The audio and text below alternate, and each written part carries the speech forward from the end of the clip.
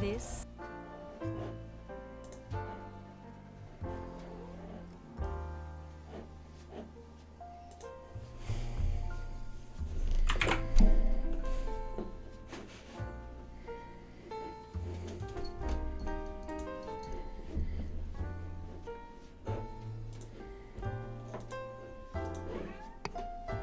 Yes. And hey Owen, how are you? I hope you're going well. We might as well start. Welcome, welcome. Yes, just to keep just writing up those Discord posts. So, what were we doing last time? We were looking at the... Ooh, it was one of these, the showstopper. The notes on the card information are broken. I just want to check this out. I didn't actually get to test this yesterday, so I want to test it out properly today. So let's do that right now.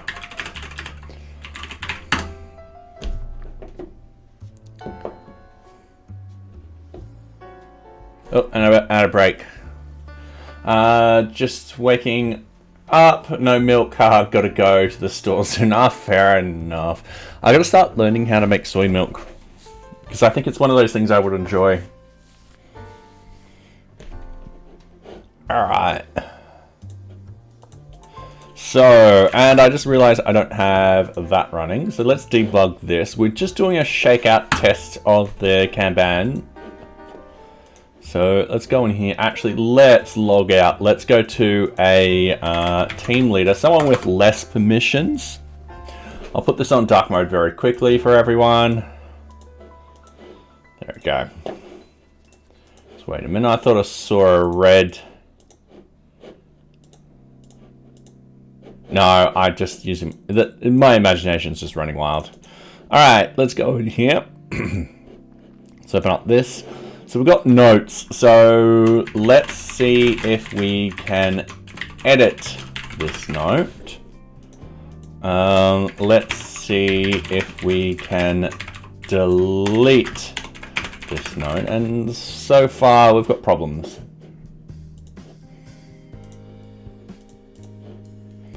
Okay, so the good news is we should be able to fix that very easily. So what has happened is when we've added in a new note, it's not adding it into the correct position. So that will save, it's not actually adding it to the correct location. We just need to fix that very quickly.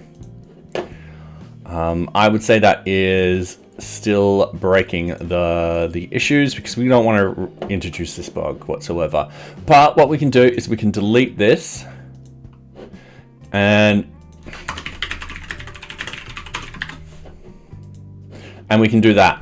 So we're happy with those two. So we just need this to work. So if we actually go into our view, let's look at our components. So we've got the card nodes. So I just think it's at card notes.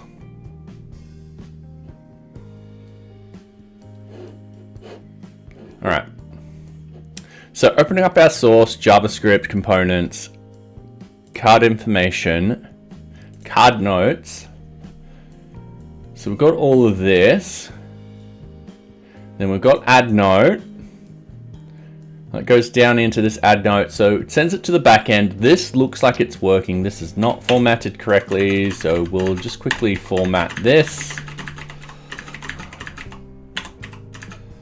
All right, we don't have an error.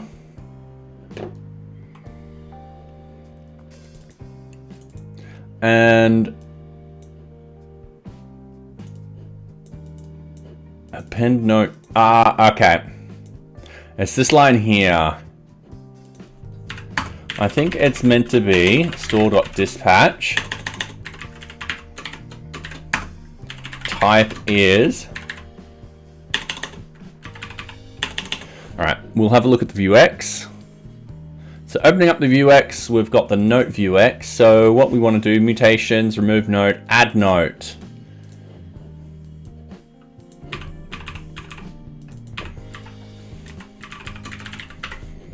So it's just that. We've got the wrong keyword.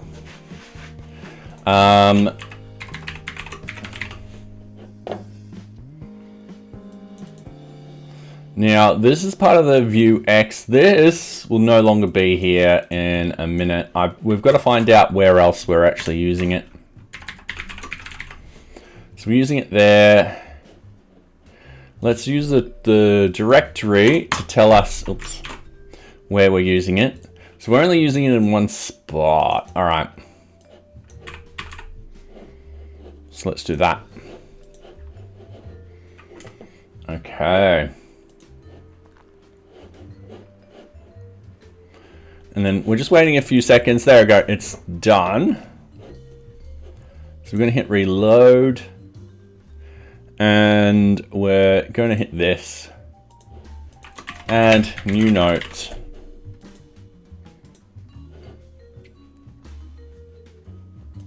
Add a new note. All right. Double checking the notes. Smiley face. Double checking the notes. All right, sweet. Now, whether or not we actually had this from newest to oldest, that's an easy fix, but at the moment, that is something we'll need to discuss. So, yeah, if we delete that note, go yes. Cool. So I'm happy with all of that. This cannot delete notes assigned to objects. We've just proven that is not true anymore. So that's ready for retesting. We're actually happy with all of these now. We're going to do a release. This is, I don't want to say the final release for 0.30. There's a reason why I don't want to say that, and I'll explain it in a minute. So let's get this release started. So NearBeach. I can't type things out. NearBeach.readthedocs.io.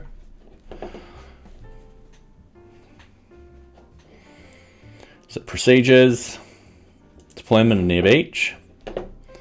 So I am actually going to bring this over onto this screen. And what I'm going to do is I'm going to slot it over here. Let me, yep, thank you. I'm gonna cancel that. Now, I don't think the, git status, git add, source.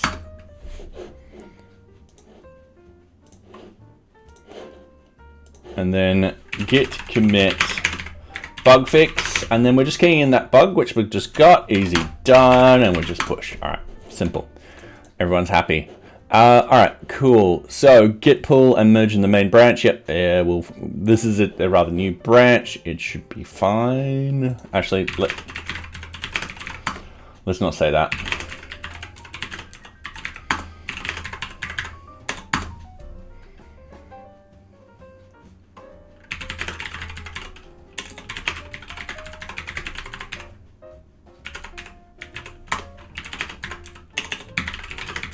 All right, just merging in the main. Oops.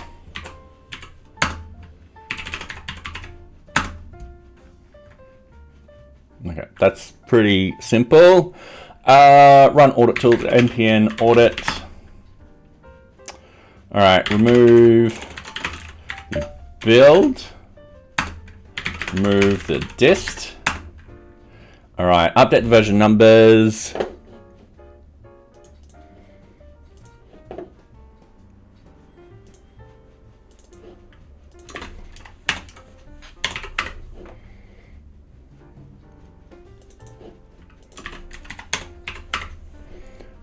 Sweet, we've just done that. Make sure you're using the correct source. Yep, so we need to go source venv bin activate. And then we need to run the unit tests for NearBeach. Gotta love dry cereal. Ah, fair enough. Yep. Don't you have water on your cereal? I mean, I was thinking just before, I'm a little package. There's nothing really that I can just eat, like cereal. Well, I have cereal, but I just don't have milk. And I was thinking, should I? And I was like, nah, I've got to start stream. I can eat after stream. I can make a nice salad after stream.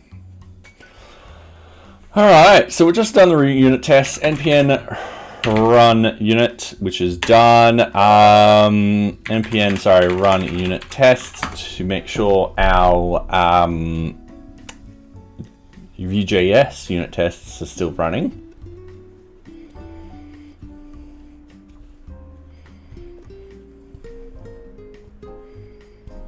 All right, everything's passing. Sweet. I don't need to break that down. npm run prod to bring out the prod build. Sorry, I just got cat hair getting stuck into my mustache. Likes to tickle my nose. All right, so that took 10 seconds to build. I'm gonna be glad when we move over to Vite. So npm run end-to-end.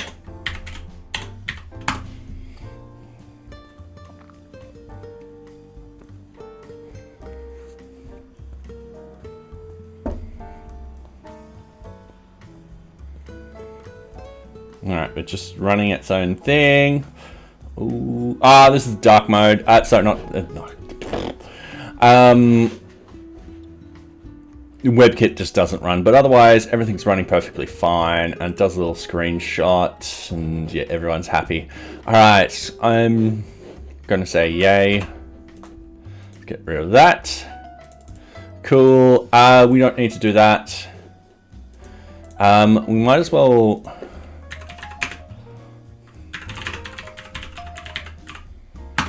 Might as well list the outdated. Boto's going to be on there.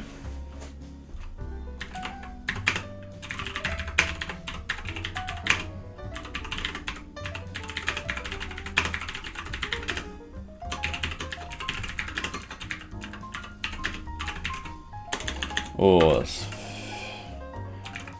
contrib, Apple help, Sphinx, contrib, dev help, Sphinx, contrib, HTML help.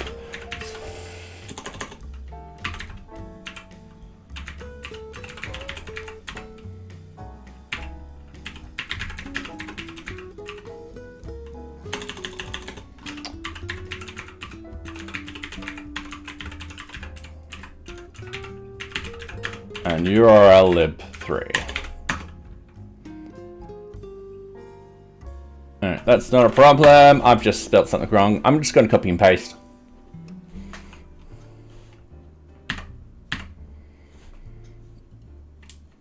And actually, I am... can get rid of those. Because that should still install everything else. And then... we'll get them up into that. So then pip install... upgrade, and then I'm just gonna copy, paste, copy, paste, copy, paste, copy, paste, copy, paste.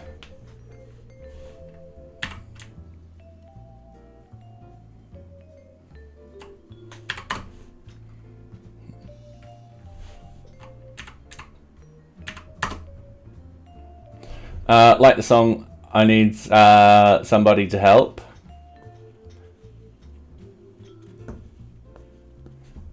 Potentially? I've just got this playlist.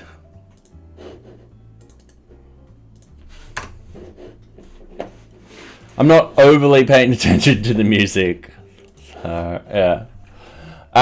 Pip's error dependency resolved does not currently take into account all packages in this story. The following conflicts with protocol, which requires lib, but you have lib3, which is incompatible. Oh, all right. Sorry, I'm on a different page. All right, so I'm happy with all that. Let's start with the Python 3 setup.py sdist bdist wheel. All right, and hopefully this is the last time we actually have to do this. Python 3 twine upload dist everything repository NearBeach. Yeah, don't worry. All right, so the idea is very shortly we want to move a lot of this, all of this, into GitHub Actions. Figuring out exactly what we want in GitHub Actions and so forth like that will definitely help, and where it will go and so forth like that. So we've got a huge amount of change happening to not NearBeach itself, but a lot of its sort of underlying infrastructure. So yeah, it's getting pretty exciting. Anyway, I'm just gonna full screen that. Oh, I can't. Alright, no problem. So, once that's happening, that won't take too much longer. Yeah, once this is done, I'll talk about it and what we need to do. Damn, all that coffee looks nice in the video. It does, doesn't it? Ooh. And thank you very much for the follow, Texoport. Welcome, welcome. I do hope you are enjoying my stream. Ah, wait, it's this one. Yeah, that coffee does look nice. And hey, how are you going? Hopefully you're going well. All right, this is almost finished. There we go, it's finished. So, git add. Everything, git commit, release 0.30.35, nearly got that around the wrong way, git push. Okay, so let's start doing this release.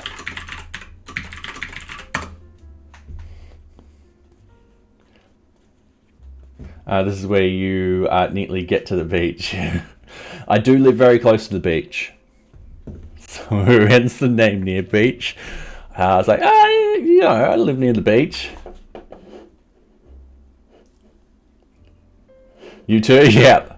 It is nice in summer where you're like, you've got those 30 degrees Celsius days and you're like, you know what, I'm just, after work, I'm just going to go down there. And I just walk.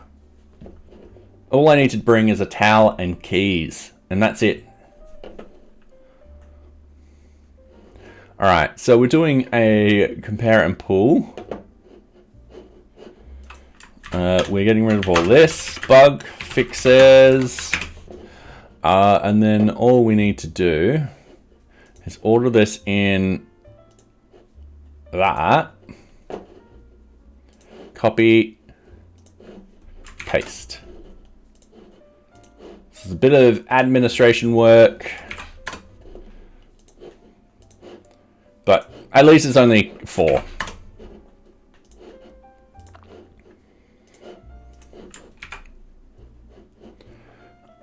Assign yourself. Create pull request. Whilst that's doing that, I'm going to be fixing these up.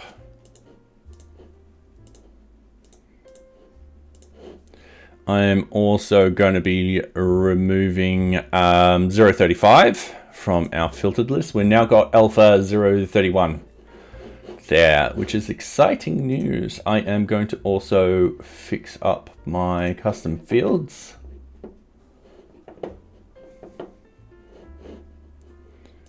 So this, the checks take a while. I'm pretty sure this will still run because we've done it locally. That's just checking on the analytics of it. That should work perfectly fine. And I think we removed deep source because, yeah, as much as I want to keep my code clean, it just takes forever. I will get back to it one day. All right. Now we have released. We have released. We don't actually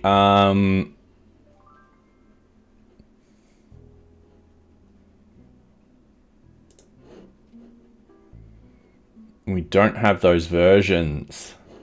So I'm just removing them, and then we archive and we archive. So we've just got 0.31 at the moment.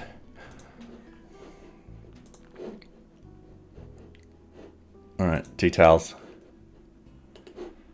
Why is this taking so long?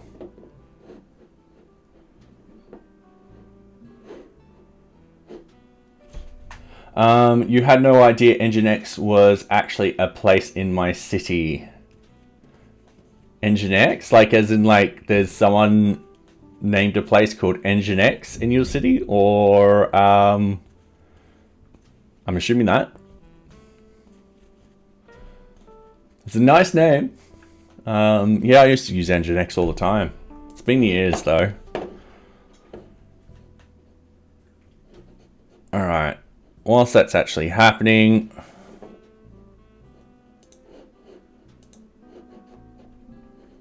just going to refresh this. I know these are actually going to run, so I've been naughty. Yeah, I think it's a building with companies or something. Maybe actually Nginx servers. Don't know. Oh, fair enough. And we're going to delete the branch. Okay, cool. So the next thing we want to do is we want to do a release. Realize that I forgot to copy stuff. So we're going to go back into our pull request. We're going to hit our closed. We're going to open this up.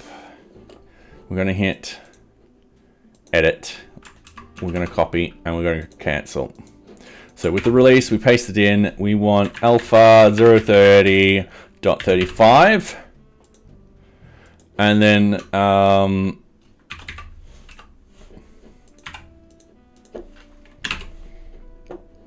we want something like that. Generate notes. That will generate everything that we want. Set as pre-release. Yep. Okay.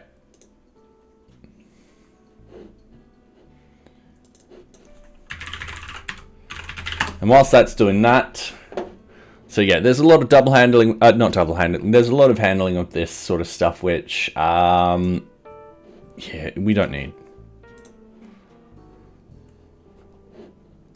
That's the base, sorry. This is what we want.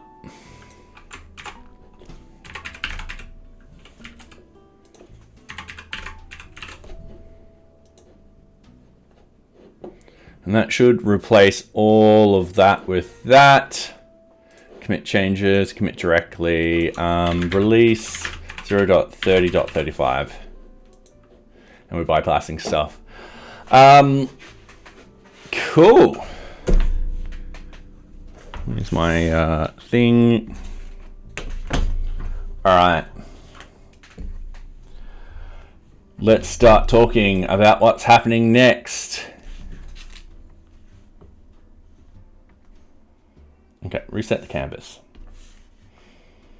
Okay, I actually wrote stuff down that I wanted to talk about, but it's all jumbled up and stuff like that. All right, so what's happening with the 0.30 branch?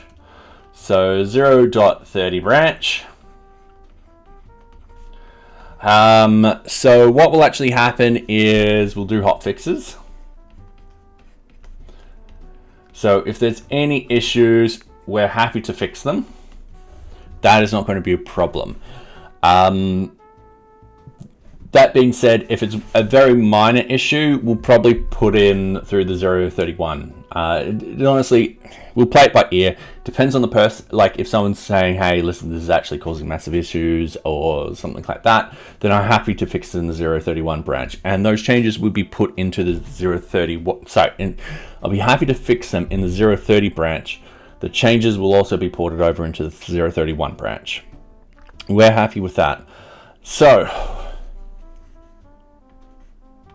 0.31 branch.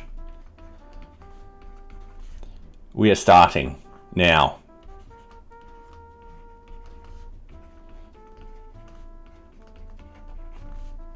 All right, big smiley face. We're all happy about that news. This is great. So there's many things which, I mean, we could continue going on and implementing new features in the 0.30 branch and so forth like that. Now, the one reason why we decided to jump to the 0.31 branch is because there's things which I want to go through a release candidate sort of cycle. So one of those things is automating the release cycle. So what I just did, a lot of that can be cut down tremendously to the point where it just becomes me doing a release and so forth like that. So some of those things I want to implement is Git flow. So I want to actually have the ability, so when I do a release, it will trigger building the Python application, sending it to PyPI, then dealing with the static files and all that kind of stuff. Also potentially, yeah, there's other reasons why I wanted to Git flow, and I'll get back to it and so forth like that. Other things which we're doing. So we got, if I go back into NearBeach,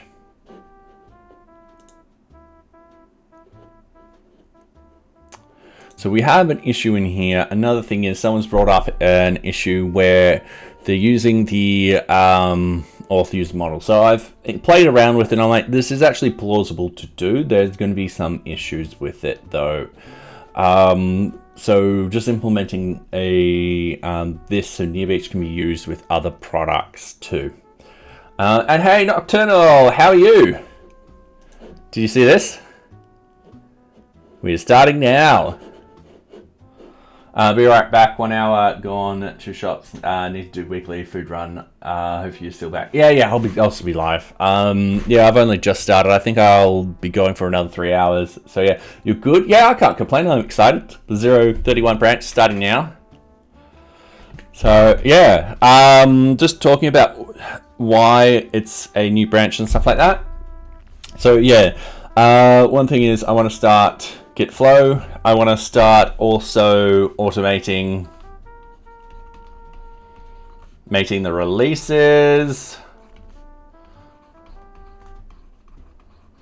So instead of taking me, now I rushed that one then, so it took me probably 20 minutes. So taking 20 minutes, it's down to 5 or less and so forth like that. Also, there'll be things in it that it'll automatically do, like npm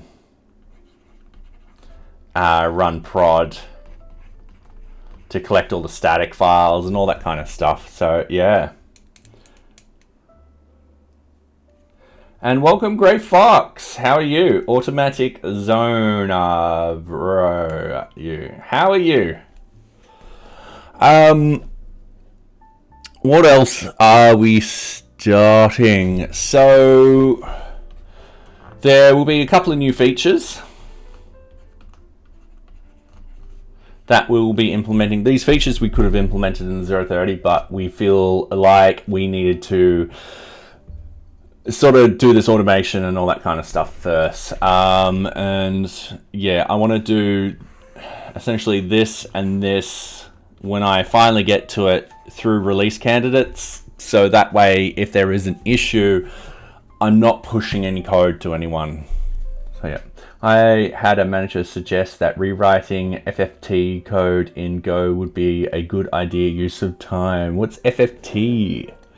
You know me and acronyms.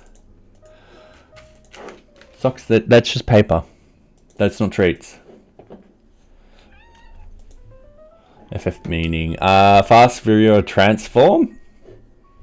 We're talking about that. I know about that. I don't think I did the math of that before, but I've got a friend who did. I think we did.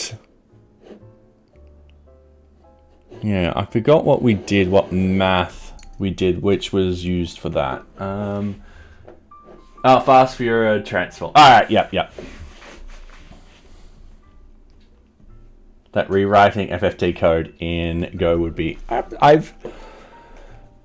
I remember, yeah, I don't think I did the math exactly on this, but I think I did use something similar. And I had a friend who definitely used these all the time.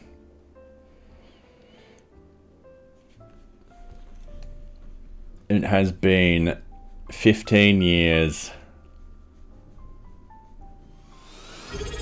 Ooh. And thank you very much for the follow, Tron. How are you? Sorry if I pronounced your name wrong. Most of the code that does it is written in Fortran still. Holy hell, yeah. Alright, because no one wants to rewrite it. Yeah, I fully understand. I mean, I would need to sit down and read all my math books again and stuff like that. Well, it's done in Rust. Julia, I haven't used. Fortran, yep. Mathematica, I never used Mathematica. Python, yep. Alright, cool. MATLAB, used MATLAB a lot when I was doing stuff. Alright. Getting back to this, so I also wrote other stuff down. Automate release. Yeah, so we're changing how we're doing stuff, which is a good time to sort of go up a version number. Other things we're doing. Tox, you're having a great day. What about me? Yeah, I can't complain. I finished work a little while ago and just started streaming. So yeah, welcome. Most of those will call down to C or Fortran libraries. Fair enough. Have I ever used Ruby? Yes, I have used Ruby, but it has been a little while, and I only used it in Ruby on Rails. And a lot of the stuff I was doing for Ruby on Rails was extremely simple. It was a basic sort of web page. So I don't know Ruby enough to do it as a sort of problem solving and so forth like that. Anyway, other things that we were going to do, process software and art depreciation. So as your code gets older and stuff like that, certain sort of features and so forth like that get replaced. And that's exactly what's happened in NearBeach. So we've got a search mix-in, an error modal mix-in,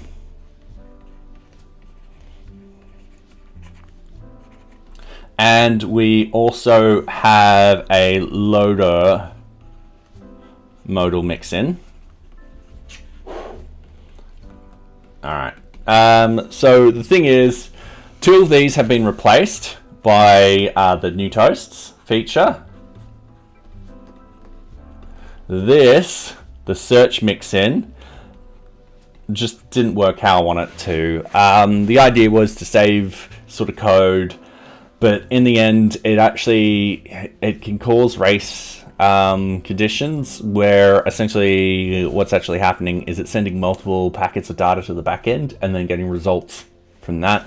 If the first package, so if we got like this set at 0.1 and this 0.2, and then we wait a little while, if this comes back at 0.3 and this one comes back at 0.4, it's gonna use this particular package up here to rewrite the sort of database, not the database, sorry, the state.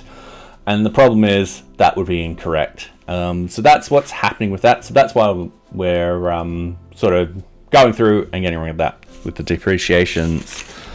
So yeah, that is what's happening. Now Git flow. For mobile development, I'm confused. What should I learn for backend? Like JavaScript, Ruby, or use the front end? I'm using Flutter. All right, so I haven't done mobile development before. So usually with web, you got the front end and you got the back end. And usually what actually happens is the computer, this is my terrible drawing of a computer, by the way. I'm stuck in the 90s. This is why it looks so big. It will send like a request to the backend using like post, get, and so forth like that. It'll also have a bit of data in there. And then whatever backend you have, it could be C#, it can be Python, it could be PHP, and so forth, would send it back. And these two are separate in the sense that this does not care what your front end is. I've never done mobile development, so I don't know if there's that sort of separation. If there is that separation, then if you know how to set up an API in Ruby, then that possibly could work. So one way I would test that out is get your front end to send a simple request to the back end. Let's say you've got API hello, and then your back end, let's say it's on Ruby, will just return simple data or something like that. So it could be message hello back, and see if that works. That's how I would test it. So yeah, I'm sorry. Yeah, same work. Then yeah, you should be able to create an API with Ruby, stuff like that.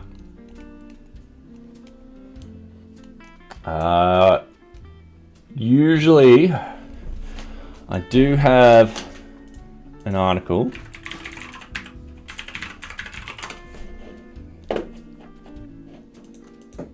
So I explain why I use VueJS, and Django. And the real simple reason is I chose Django because I knew Python. I chose VueJS because I used VueJS at work. I'm a lot quicker with those particular frameworks than any other ones. So yeah. Sometimes if you just want to get a concept or an idea up and running, use the technology you know. It saves that sort of little tiny hurdle that you got to go over, which you've got to learn. So this is like this is how hard the language is, and this is time. So languages will start off pretty easy stuff, and then all of a sudden get really, really hard because you've got to learn quite a lot to actually make more progress. But once you get past that little hurdle, all of a sudden it gets really easy again. So yeah, hopefully that makes sense. I'm a new fish in a pond. Fair enough. We were all there once. Another thing is don't learn everything, or don't try and learn everything.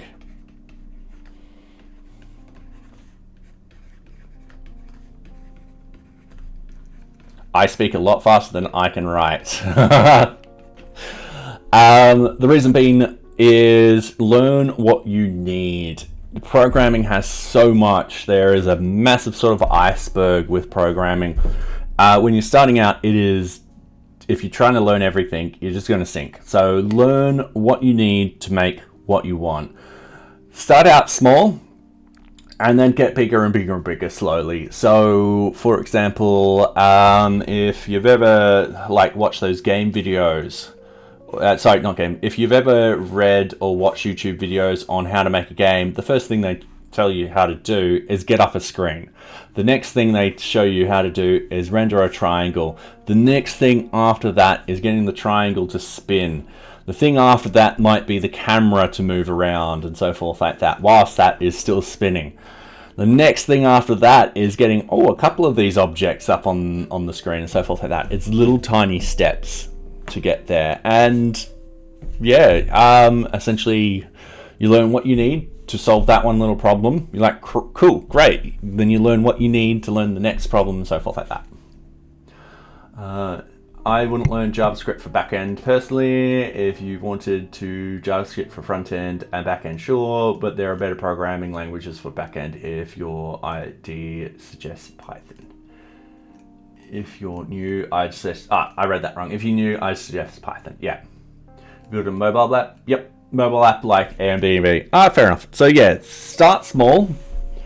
Break each sort of thing down into its small little thing. So yeah. And the best thing is, all right, 1980. John, no, I spelled his name wrong. All right, let's rewrite that. Let's pretend that didn't happen. 1980 to now. All right. John Carmack. Okay, skill. John Carmack is an extremely skilled programmer, but he has stated that he's always learning and that his skills are always constantly being improved on. This could be replaced with your name, as we are always constantly improving. Sorry, Sox's tail is getting in the way. All right. So, what did I want to talk about? Talking about improvements. This is actually an improvement on the NearBeach processes. So, Git flow. So, with NearBeach, we want to set up feature, develop, hotfix, and release.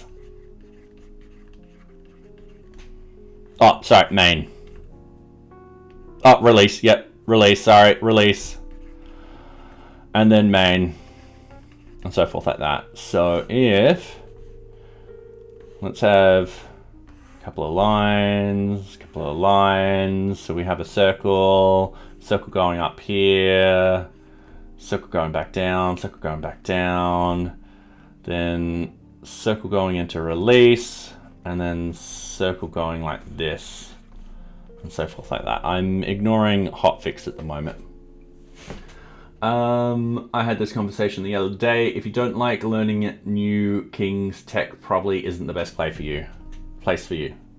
Learning new, I'm assuming you're saying new tech things, or new king techs. New things. Yeah. If you don't like learning new things, tech isn't the best place for you. Yeah, I agree. Tech is constantly evolving. You just have to look at the old languages, C and stuff like that. They're still doing releases for C. Trying to remember when the last, there we go, C17. So they've updated the standard and they've added things into it. So fixes numerous minor defects in C11 without introducing new language features. Oh, all right.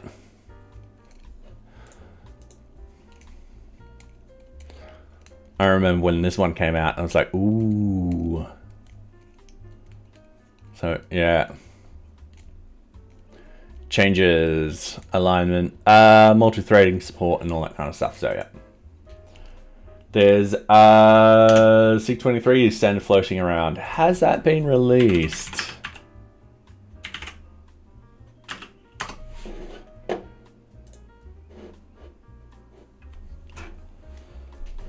Informal name for what likely will become, yep, all right, the next standard C programming language, which will replace C17. Yep, it was started in 2006, informally as C2X. And expected to be published in 24. All right, cool. So new functions, memset explicit. Okay, mem copy. Oh, add that function into string H. Startup. Cool. Oh, types. Null pointer. Bit int. Cool. So yeah, these languages, remember, C language is old. And it's still being added on top of and so forth like that. You saw an article about, fair enough, yeah. So going back to NearBeach with the Git flow, we want to add in Git flow. So our old way was we used to do like the dev branch and then the version, and thank you socks, like so, and we just push that into main and we're all happy. Now the one reason why we want to do this is because of Docker. All right. Specifically, when we're actually making these changes, we want the development of NearBeach to be completely separate from us updating the version number on Docker itself. So what could actually potentially happen? Dennis Ritchie's legacy yet.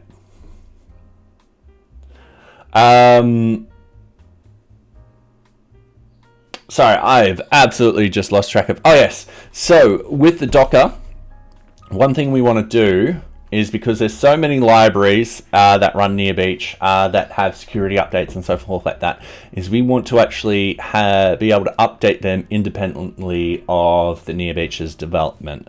So, for example, let's say we've got the NearBeach Docker library.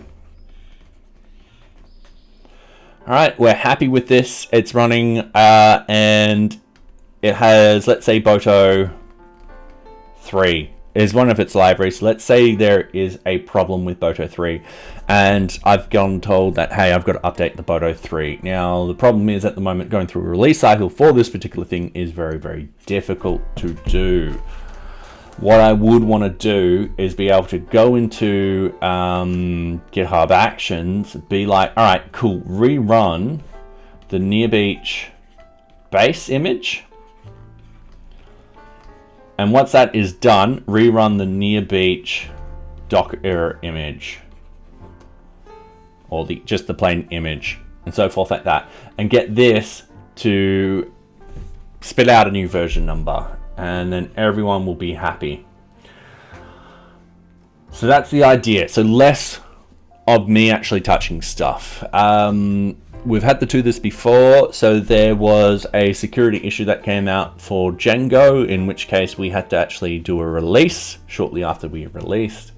What I ended up doing is essentially moving my stuff, I think, if memory serves me correctly, moving my stuff to a new branch number and all that kind of stuff. It was a lot of work to get it to work. So, yeah, we've just got to get it to do that.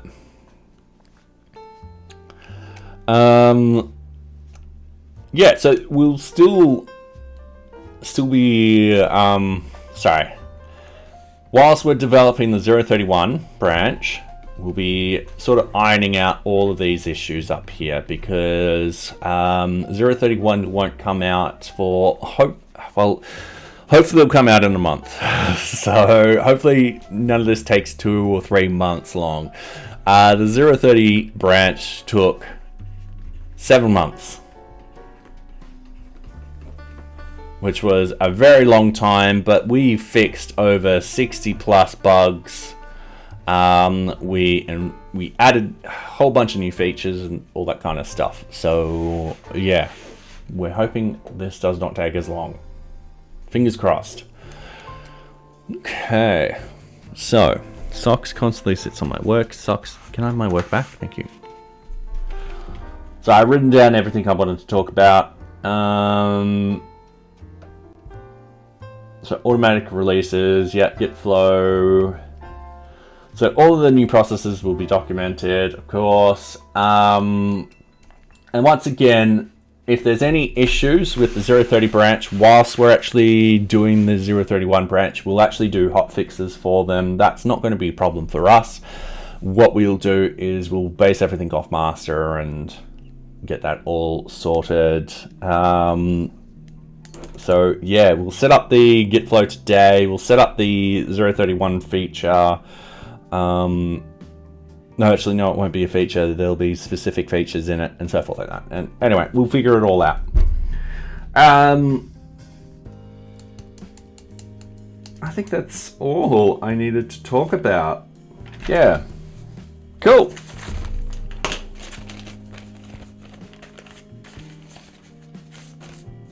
memory serves me correctly, he died the same day, the same week as Steve Jobs.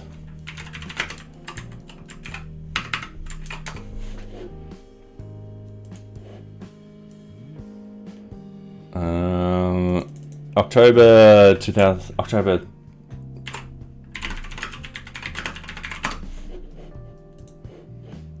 Yeah, they died in the same week. I remember that. And he got more clout.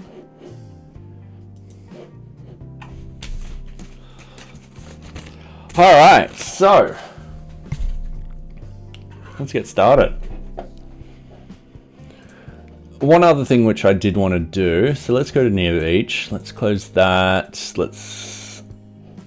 I've done all that. So we're happy with all of that. Let's go to this. Let's go to git checkout main.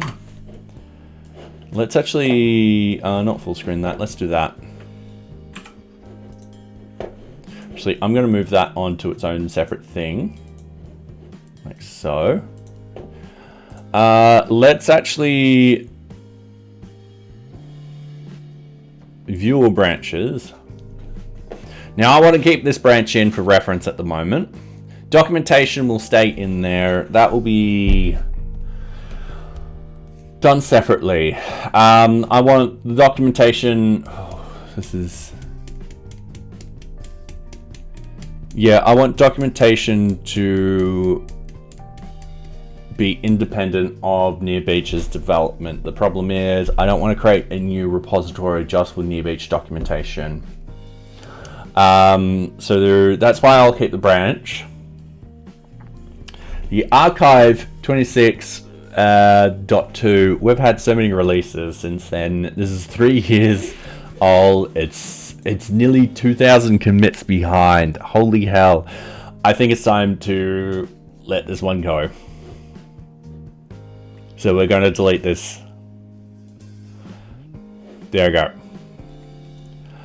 So all the 2 branches at the moment are documentation and GitHub issues.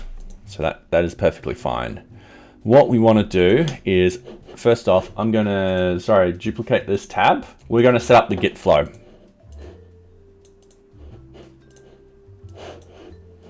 All right, cool. So doing a git pull. I'm also going to clean up branches on my local. So git clean up local branches.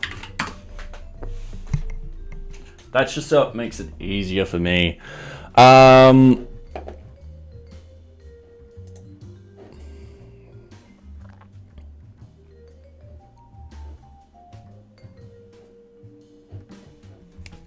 All right, delete all untracked files. No, I don't want to do that. No. Delete local branches. All right. So let's go git branch. All right. Git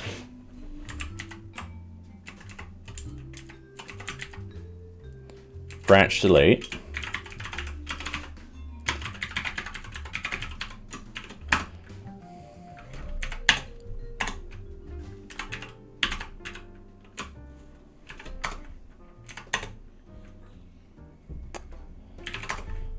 All right, how to do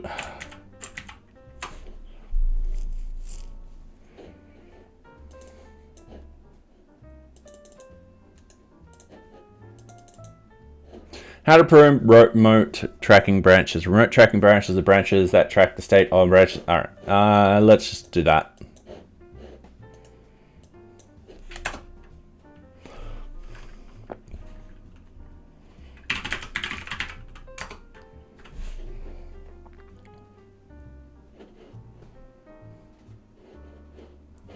All right.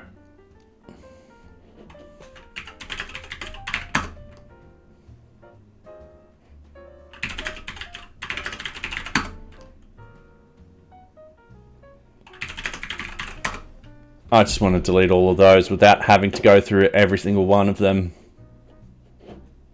Git delete branch wildcard. Let's see if there's a wildcard. Not with that syntax, but you can do something like this. Basically, git branch will delete multiple branches with a single invocation. All right, cool. So git branch delete. We're just gonna, you know, copy, paste, copy, paste, copy, paste. Oops.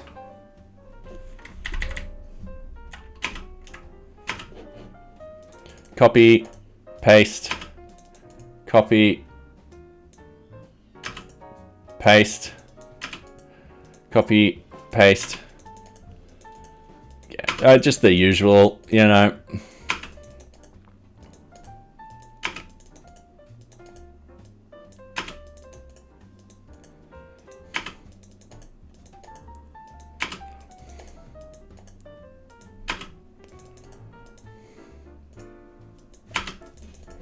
All right.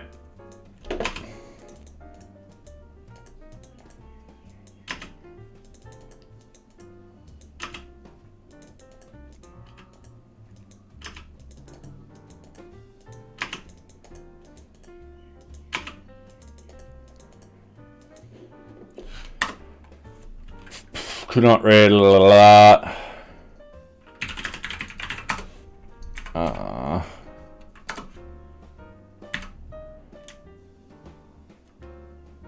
Multiple updates reference for that. Oops, sorry, everyone's in a ad at the moment. Terribly sorry.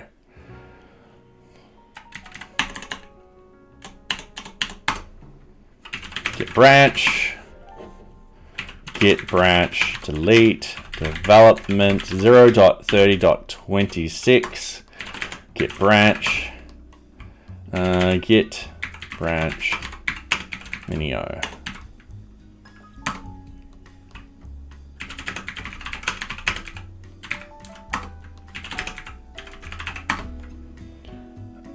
All right.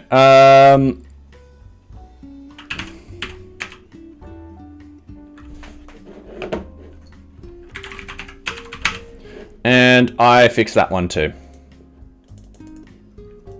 Oh, piss off. Thank you.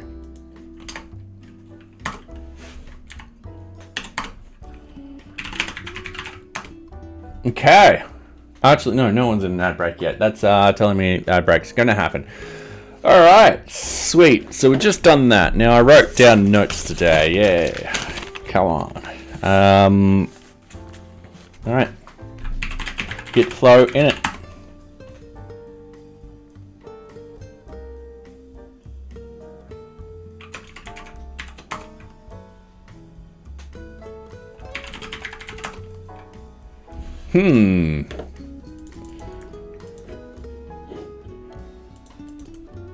I was certain this is... I'm very new to Git. I'm starting to learn the command line version. I believe Git flow is not installed correctly. I'm running from a PC. All right, brew install Git flow. All right, cool.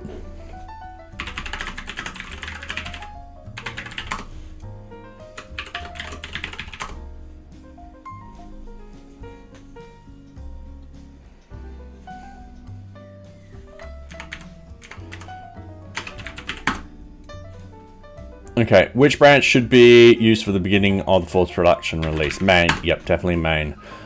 Which branch should be used for the next release? Development.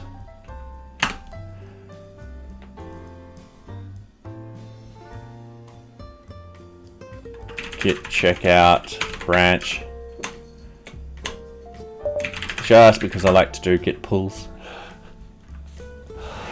Git checkout. Development. Alright, cool. Git flow init. Actually, just wait. I want to git delete branch locally. Alright.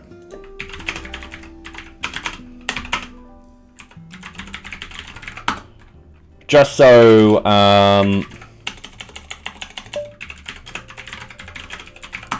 git branch delete development. All right. So we should just be on main. All right, cool. Just to make this simpler, flow init. All right, develop. Branch name for the next release, develop. How do you name the supporting branch prefixes? So this will be features, yep. Bug fixes, bug fix, yep. Release branches, release, yep. And then hotfix, yep. Support branches, we probably won't be using support branches yet, but yep. Version tag prefixes, no, you will be fine with that. Hooks and filters directory, yep. So, we're now on the develop branch. Cool.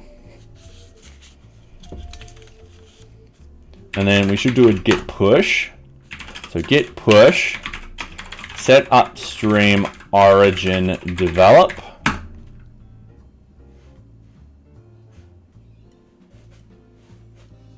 All right.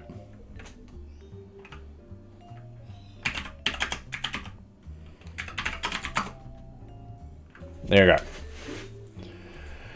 So we've got develop, we've got still got documentation, issue, and main. That's perfectly fine. We're not that the issue one will actually turn into its own feature. So yeah.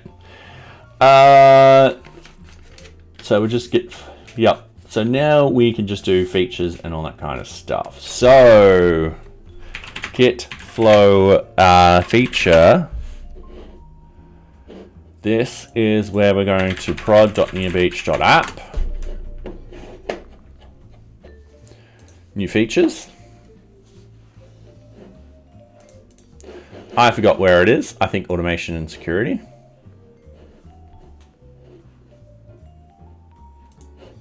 Automate the build process. Should be done through a release candidate. All right, cool. So this is setting up Python actions, 3 point, yep, install dependencies, yep. So what is this? Automate the build process for PyPI, yep, cool. We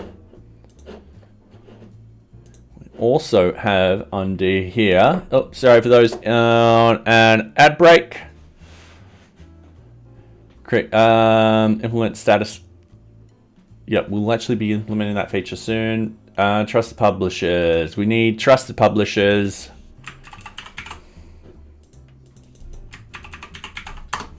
Been using Mac all day. We use the above automate publishing to PyPI. We hijack the current name, collect static files. All right, cool. So what we want is feature. Automatic publish to PyPI. Oops. We gotta start this. All right, so we started it. Summary of action, a new branch, feature automatic publishing to PyPI was created based off develop. You're now on branch, feature automatic publishing to PyPI. Now start committing on your feature. When done, use git flow finish. Yeah, all right, cool. You're self-hosting now? No. Oh, wait, sorry. When you were saying self-hosting, I'm still in the git sort of thing. With NearBeach, yes, I'm using Azure. So I'm using Azure Web Apps to host NearBeach. So the good thing about Azure Web Apps is you can use Docker Compose nowadays.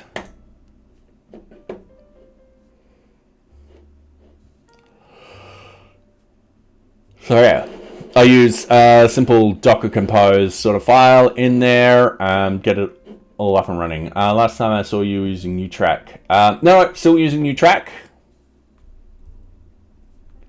So NewTrack will be housing all of our issues and so forth like that, because NearBeach doesn't store any of those issues.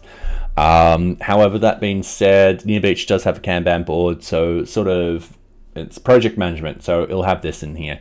I do want to eventually implement a bug tracking software, but that's going to be separate to NearBeach because I want it more like HP Quality Center type of thing,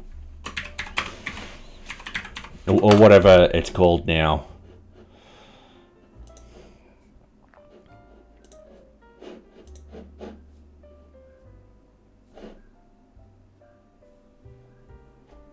Oh, it's not going to show that image, but yeah, I kind of want it more like that. Which then has like test cases, test runs, and all that kind of stuff in there. So yeah, but that's well down the track. So yeah, and then have that link into NearBeach properly. Yeah, that's all good. And how are you, the Bob that I know? Hopefully you're going well. All right, so introducing trusted publishers. All right, so I am gotta read this. Oh, sorry. So the idea is when we do a release, GitHub Actions will essentially release it to PyPI. Once it's released to PyPI, it will then collect the static files and deploy.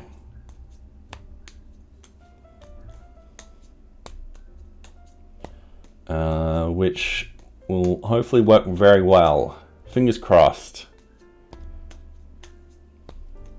So yeah, let's draw that out.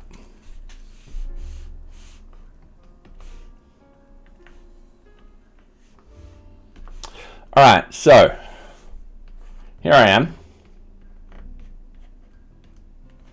I do a release. All right. GitHub Actions goes, yay. And what that does is that will hopefully then release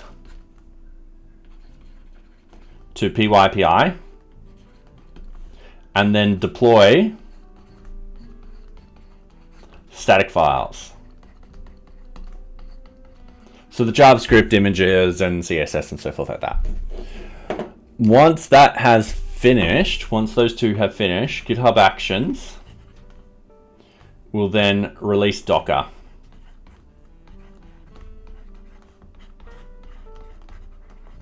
And the reason why I want these to finish is because, one, this will block the Docker file, and two, I don't want to do a release and have this halfway through.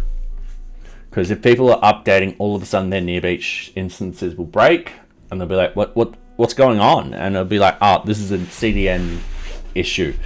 We just haven't released all the files.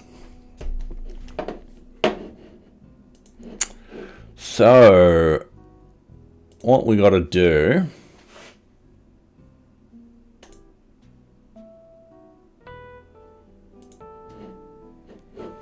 is we got to do the publish. Yeah, we got to do the trusted publishers and that automate build one. So this should be done through a release candidate. 3103. So essentially we'll set this up. So it uses actions, checkout, setting up Python, action, yep. Install dependencies, run all the dependencies.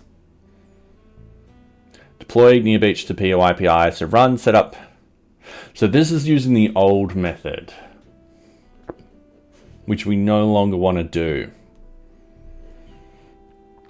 because there's a better method now.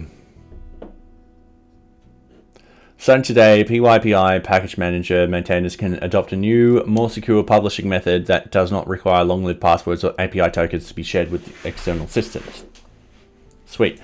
Trusted publishing is our terms for using Open ID Connect OIDC standard to exchange short-lived identity tokens between a trusted third-party service and PyPI. All right, I'm just going to zoom in. I'm already zoomed in. All right. Zoomed in a lot more. This method is Yes, this method can be used to automate environments and eliminates the need for the username passwords, combinations, or manually generating API tokens to authenticate with PyPI when publishing. Instead, PyPI maintainers can configure PyPI to trust an identity provider by giving an OpenID OpenID Connect Identity Provider, IDP, that allows the PyPI to verify and delegate trust to that identity, which is then authorized to request short-lived, tightly scoped API tokens from PyPI. These API tokens never need to be stored or shared, rotated automatically by expiring quickly, and provided a verifiable link between published package. And okay, cool. Using Trusted Publishing and GitHub Actions, PyPI currently supports Trusted Publishing with GitHub Actions using their supported OpenIP. Yep, alright, sweet. After configuring PyPI to trust a given GitHub repository, workflow users of that PyPIs can adopt trusted publishers by removing username and password fields from their workflow and adding permissions to generate the token. Sweet. So yeah, I get rid of that. Runs on NearBeach latest permissions. Bang that in like that.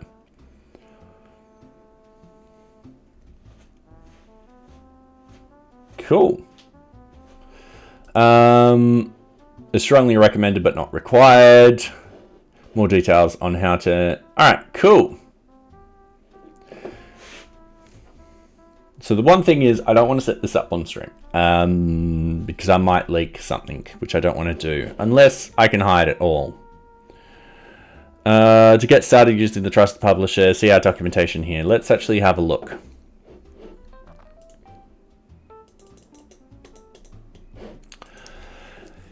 Alright, Trusted Publishers...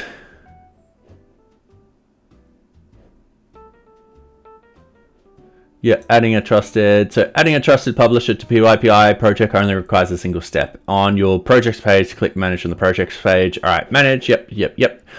Click on the publishing in the project sidebar. All right. Yep. Publishing right down there.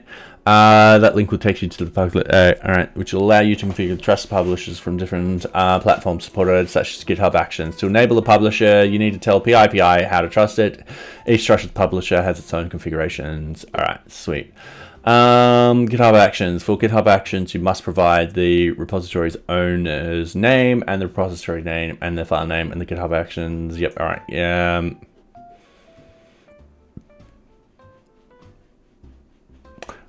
Something tells me I've done this.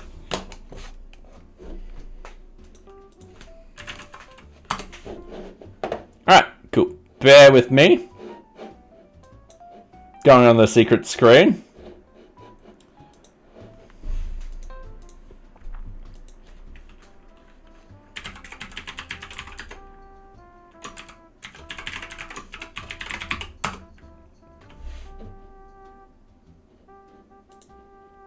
All right, two-factor authenticator. Give me a few more seconds.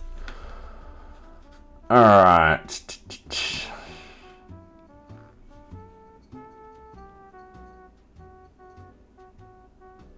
I wish this was in alphabetical order. This is really shooting me off how I can't get this in alphabetical order.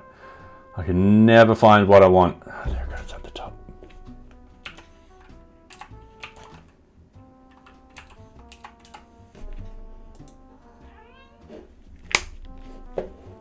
All right, so I'm going to go to my projects. I'm going to go to NearBeach, but I'm going to manage it. I'm going to go to publishing. Read more about GitHub Open Access. Yep, all right, cool. So all I need to do is owner, NearBeach, workflow name, and environmental name. Actually, a lot of this is pretty public information, so... Alright, here I am. Owner, NearBeach. Repository name, NearBeach. Everyone knows that.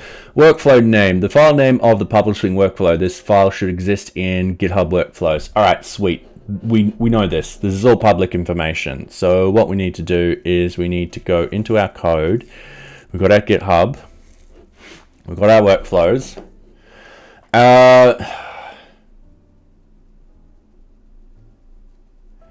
We're going to be calling it something different, because this is specifically for collecting static files. We're actually going to be calling another sort of thing.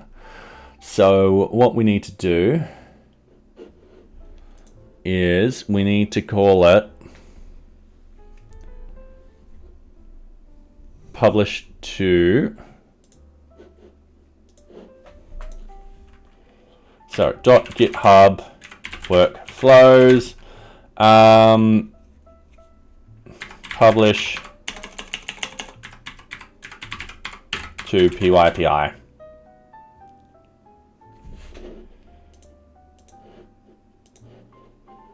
YAML. All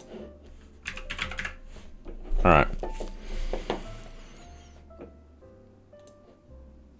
Actually, no, we'll call it deploy NearBeach. All right, because it'll be doing two things. It'll be deploying the code and also collecting the static files. So we'll call it deploy NearBeach. Done. Environmental name optional. The name of the GitHub Actions environment that the above workflow uses for publishing. This should be configured under repository systems. While not required, a dedicated publishing environment is strongly encouraged, especially if your repository has maintainers with commit access that shouldn't have a PY publishing access. And hello, is it supported, supposed to be the path or just the name? Well, the file name of the publishing workflows. Yes, I do believe you're 100% correct there. Sorry, I've just looked at this and just assumed it was in there. But yeah, you're right. I think you're right. This file should exist in the directory, in the repository. Yep. So the file name, cool. Thank you very much. Effort. And welcome. I do hope you are enjoying my content. So welcome. So let's quickly read this GitHub Actions. You can configure environments with protection rules and secrets. A workflow job reference. Any environment must follow protection rules for the environment before running. All right, cool. Environments used are described. Development targets like production, staging, or development. When GitHub Actions workflow deploys to an environment, the environment is displayed on the main page of the repository. All right, I'm guessing if we were to lock this down, this will be main.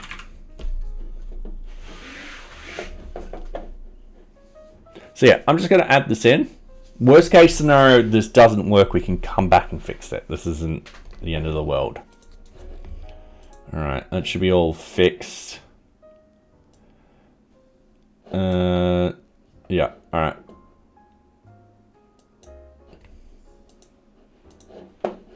So we will scroll down here. So we've technically done that one because we've just implemented that. There's other things that we've got to do. The new Python build. So new method on building Python libraries. That one is actually going to be higher. So we're going to move this up here. Oh. And we can play around with this tonight. So the new model is the build. Python 3 build is new method. All right, cool. Cut or copy, I should say. Paste and go. All right, I'm happy with that. Introduced. Yep. We can clear this.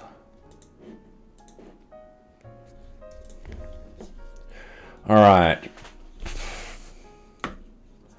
Now this is completely and utterly new to me. So if anyone has any information on it, or if I'm assuming something incorrectly, feel free to pipe up. Happy for any help. So whilst I do this, sorry, I'm just closing all my tabs, so I've only got what I need open. We're happy not to have that box open at the moment. because we're just focusing on getting this deployed and so forth like that. And the thing is, we're happy to sort of play around with this if we're doing release candidates. I'm not too fussed with 031 having 1,000 release candidates. So yeah. On PyProject TOML, all I know is it's the setup. Yeah, so we're replacing setup with the PyProject TOML. So modern Python packages contain that. So one thing we could potentially do is go PyProject TOML from setup.py.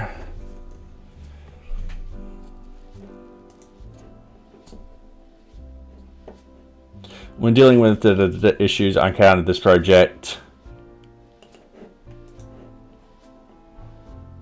automatically translates to TOML. Alright, yeah, I don't want experiment. I feel like I should set this up manually. So if we... Sorry, I'm just going to move that over the...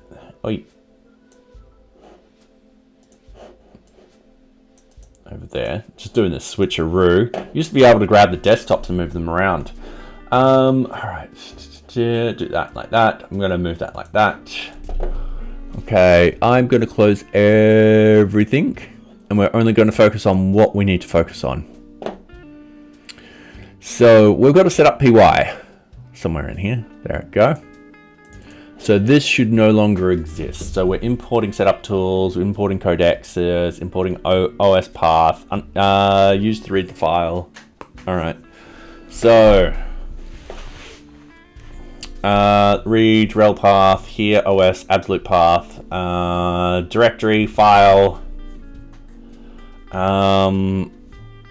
codex open path rel read fp. All right, cool. Don't remember why we set that up. And thank you very much for the follow effort. Welcome, welcome. I do hope you are enjoying my content as we figure this out. So yeah, usually extract out the version. A lot of this is I would have written like yonks ago.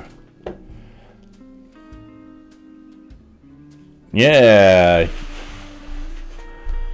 back in 21. Jesus, nearly 3 years ago. Some even longer, back in 2019. Yeah, alright, so I think that's when I was doing the version.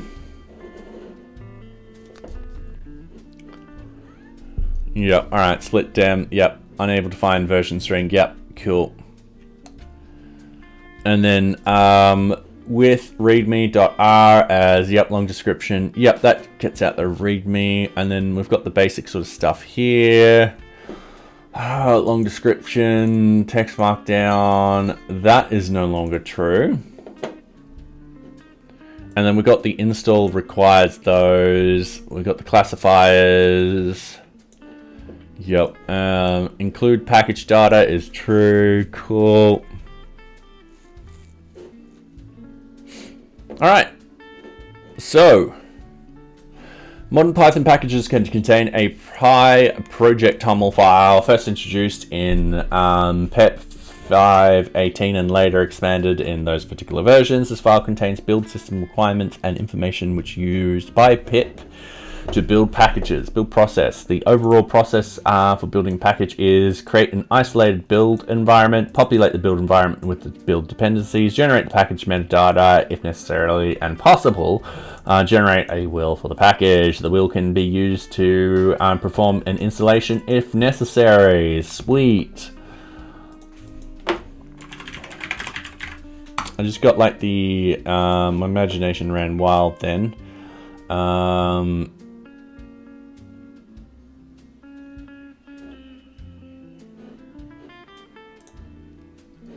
Little wheel. A little wheel. I was just imagining a little snake. type of thing.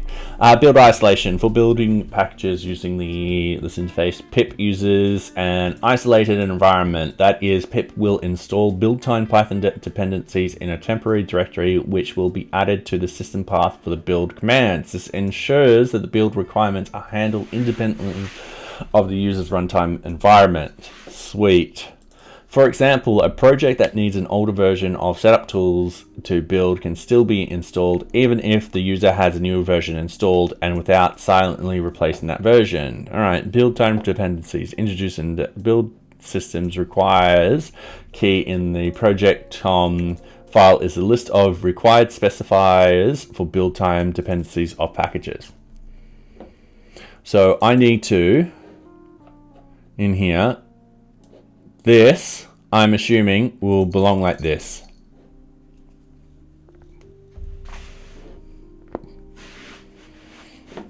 So I need to go into my requirements file and convert that to, because in here we've got a couple of greater thans. So yeah. It is also possible for a build backend to provide dynamically calculated build dependencies using get required for build will hook. This hook will be called by pip, and dependencies it describes will also install in the build environment. For example, newer versions of setup can suppose. Yep. All right. Confused, but yes. Build time requirements specified below. So it's possible to reference packages with URLs. For example, yeah, we won't need to reference URLs. All of our packages will come from pip. All right, metadata generation. Once a build environment has been created and populated with build time dependencies, pip will usually need metadata about the package name, version, dependency, and more. So if we were to go in here, name, version, author, and so forth like that. So we'll need to figure out how we get the version. Oh, that's going to be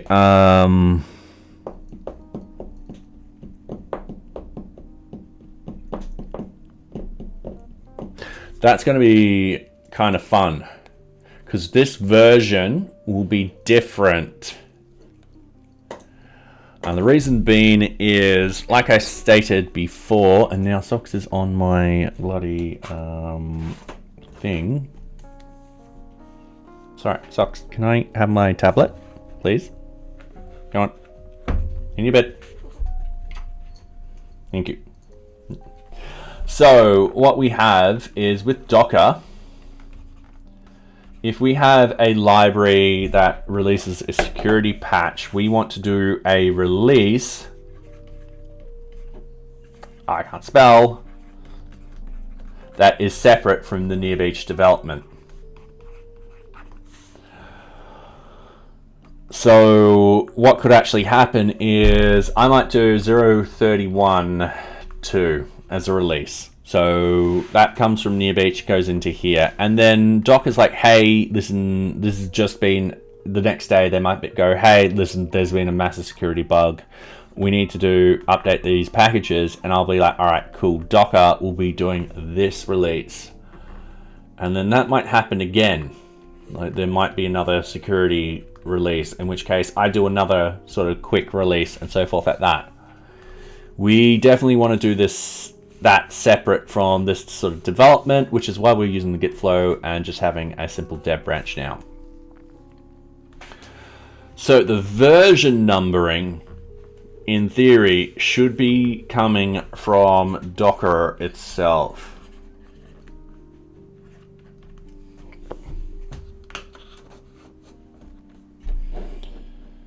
In theory, I think.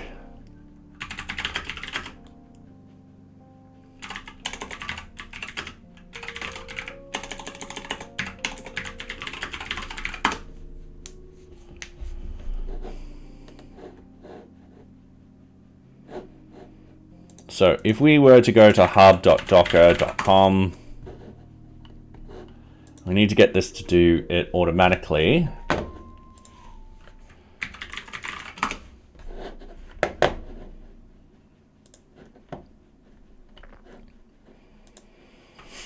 we need it to grab this version.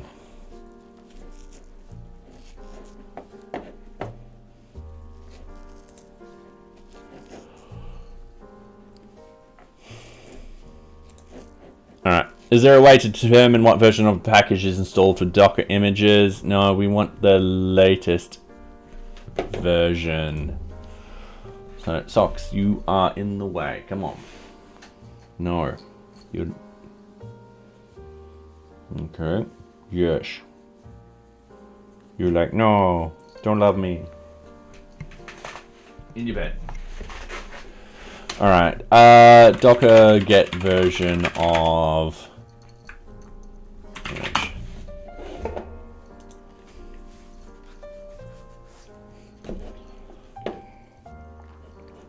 And how do we do this?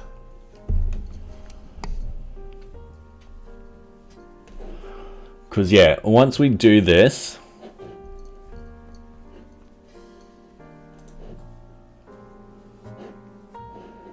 so at the moment we get the version from this. Oh, we can get it from GitHub too. But we need it to be released separately from that.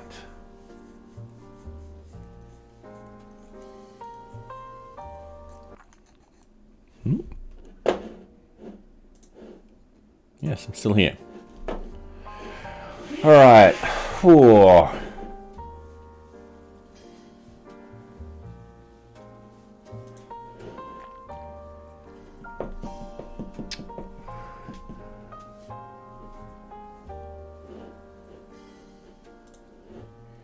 Yeah, I'm just thinking about this.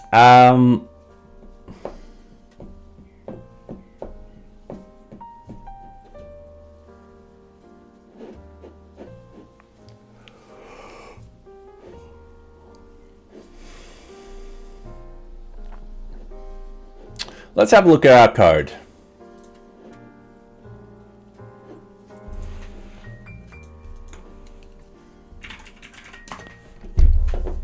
Specifically our NearBeach Docker stuff.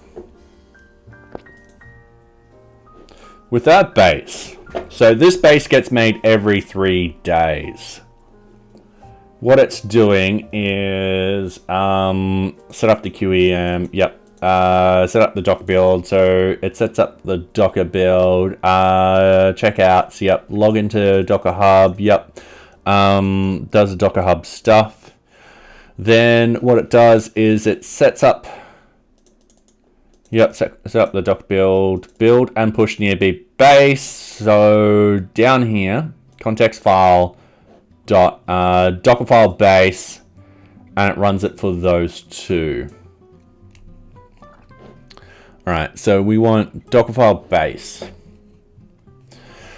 So with this, it's using the Python 3.11 for Alpine. Should double check to make sure that there's a newer version out. Does all that sort of stuff. Adds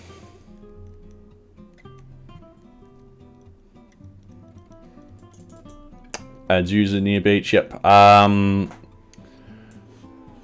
Runs APK and updates pip. Cool. Installs the requirements. So this is where a lot of these requirements are needed. And then it installs the requirements here, and these requirements are the ones that would update and so forth like that. So I'm just wondering where I can keep that version number and what process should happen. So if I open up, I got it right over here. If I've got this, let's say we've got GitHub. Let's say we've got the NearBeach repository, so not the Docker one. If I flag a release,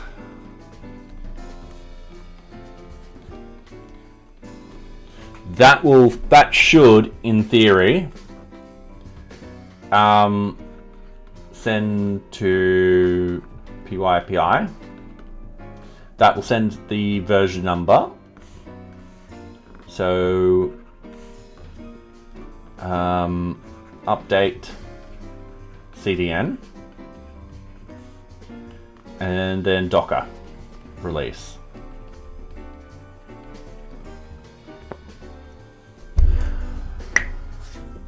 So one thing I'm thinking of is actually,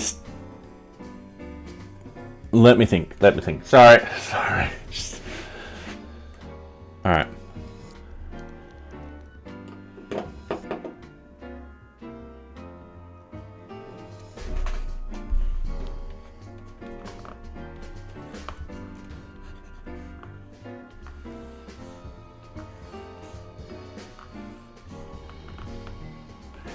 Okay, so when I do this, this will happen like this, and so forth like that, and then I do a release into main and so forth like that. There's a release. But on GitHub itself, we all saw this today.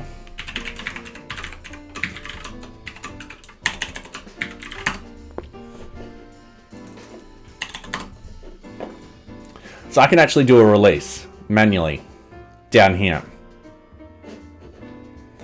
So what I'm trying to say is, and this will flag that particular thing. What I'm trying to say is it might be best to do something similar to that. And then we just add in a patch. And this will be based off main. So none of my dev code has been ported in. It will essentially duplicate that particular release, will duplicate the CDN stuff, but in reality that should be fine. What we need to do then is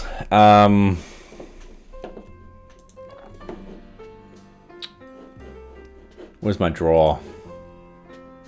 That will send all of that stuff down, so we can get the version from here.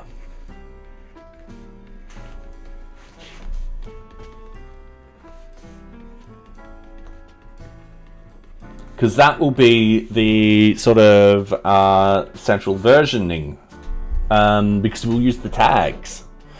On that note, I will be right back. Give me a few minutes. I just need to go to the bathroom and get some water.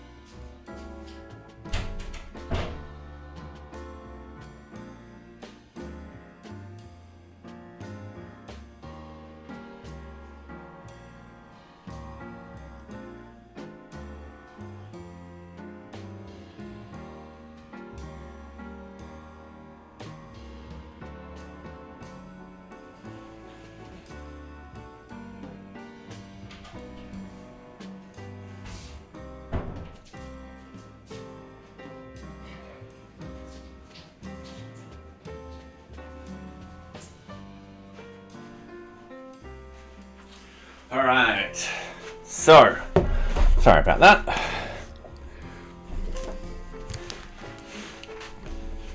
So I think with this, what we want to do is when there's a security issue in the library, when we do a release separate from dev, Sorry, my handwriting's terrible at the moment. I really should use this. What we'll do is do a release manually. All right. That should be fine. What will actually happen is it should update all the libraries and so forth like that. So yeah. Drank that way too quickly. So, therefore, GitHub NearBeach should tags should contain version number.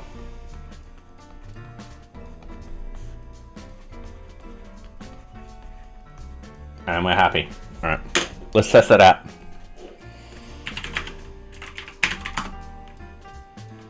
Oh, how do I show the tags? I know I wrote this down today.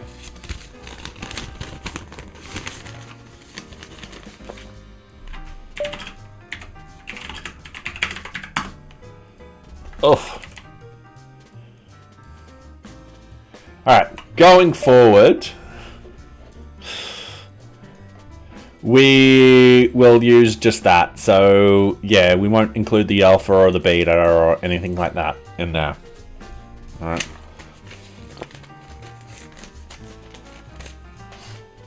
Okay, socks.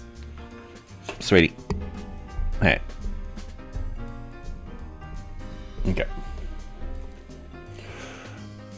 So that will work. Okay. Let's go GitHub.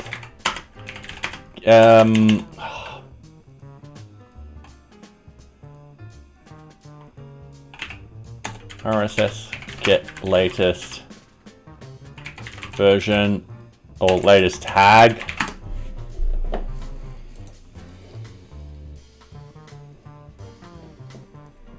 Pre-releases are listed in the item. Alert.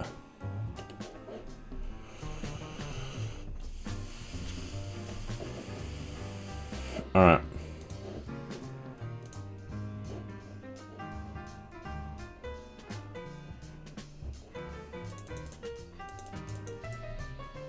Let's copy this. Let's paste it in. Let's go NearBeach. NearBeach.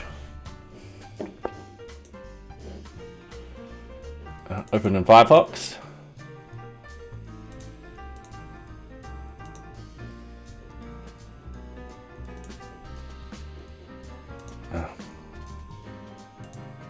Other.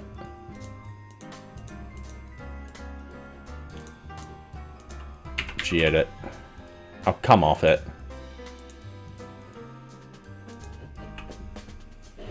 Give me a couple of seconds. I know every now and then I don't have to Gedit.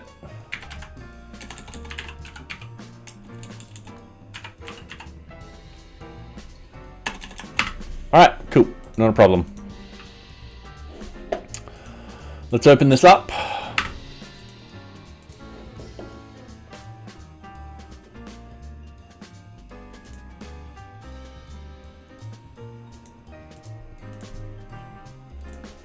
No, downloads. Yes, sweet. And then release atom. So it's all in XML.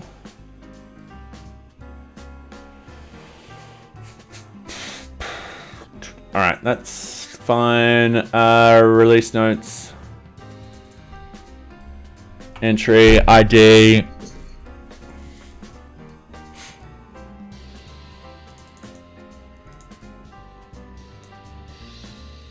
Content, yep. Author, do we have ID tag? We do, but we've got a lot of stuff in there. Do we have it by itself?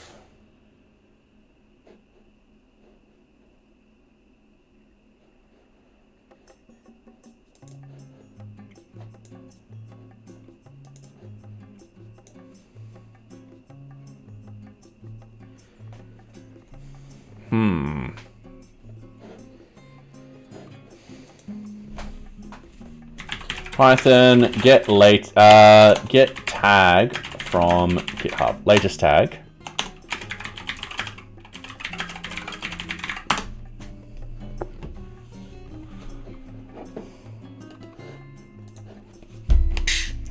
All right, I'm trying to get the latest tag in a repo using git python lib.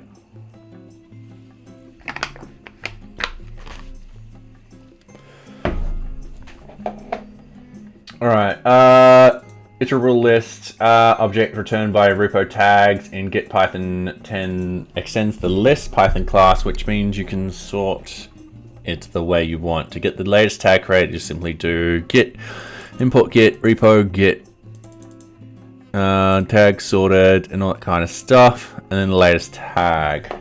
All right, so so we could potentially get the latest version if we actually write this in here. All right.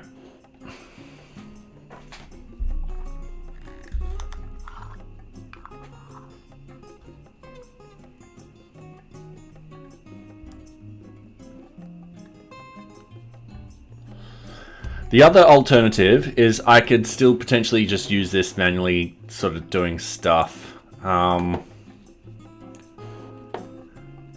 I do want to make this automated.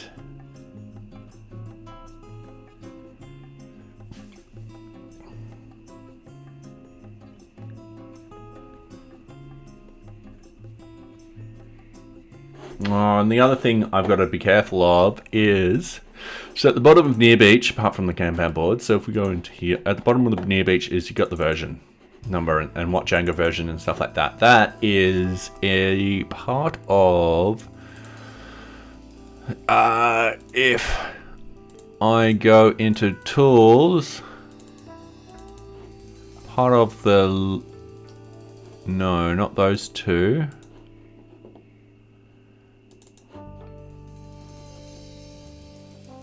Oh, what tools are they from?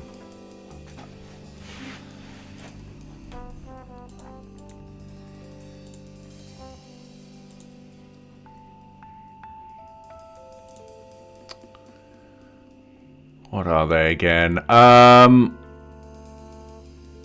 gonna have to go through templates. Sorry, absolutely forgot where they are. Footer. Partials. Footer.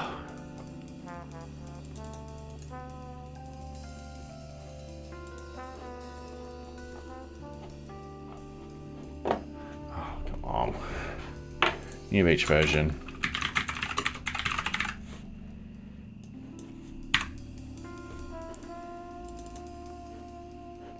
All right, they're part of context processes. All right, where's that again? Hell is that?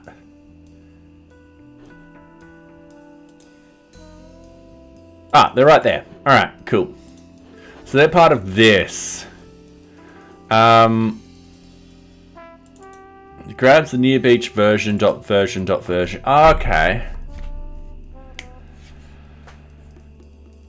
But where is that? What will happen to this versioning if we do it with the new way and so forth like that? Will this get stored?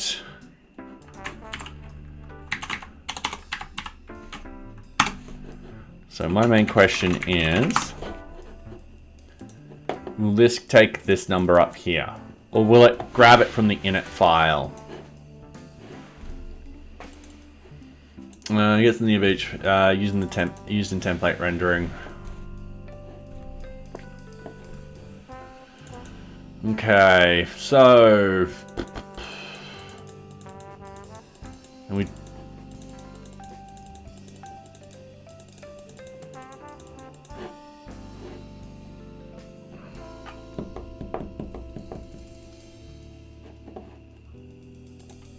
just managing the yeah, all right, let's not bother. I was just checking something. Hopefully the version is sent down and this will still work. This is one thing we do want to test out because that feature is really, really useful for anyone who is installing NearBeach. I can be like, what version of NearBeach you have, just on the dashboard. Scroll to the bottom of the page. You'll see the NearBeach version, the Django version.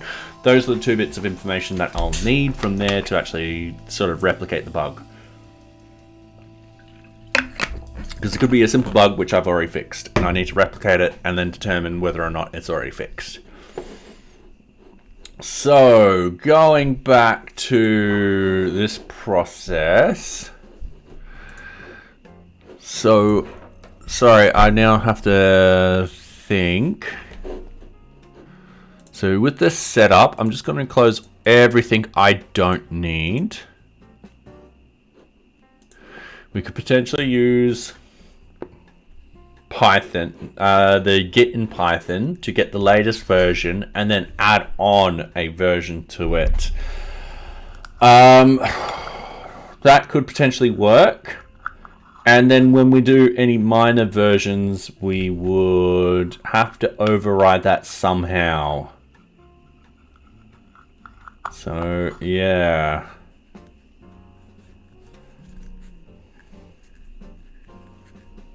But I only foresee that being a problem every now and then. Famous last words. The thing is, I want this all automated. And I think if I'm only going to go up minor versions every year, maybe twice, maybe 3 times a year, I think it's worth it. Because what I could do is I can do a final release and then do another release and then manually key in the version number itself. Or get the RC of it. And that's another thing is I've got to determine, yeah.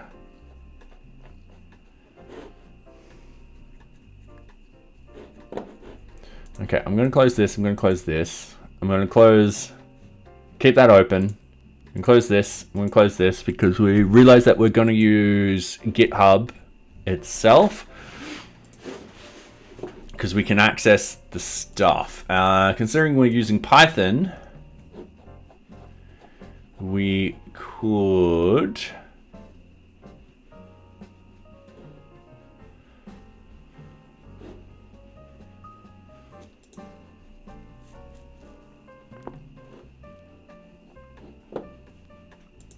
yeah.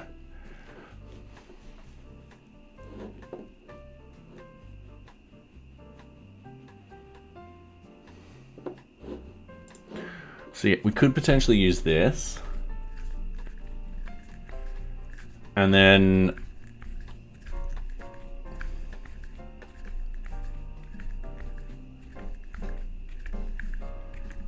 yeah. Robotic chaos. All right. We're gonna have to play around with this.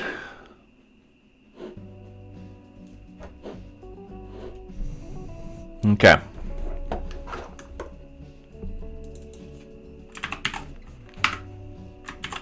Oi.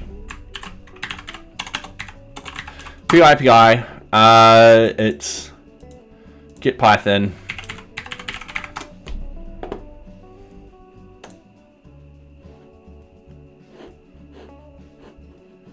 All right.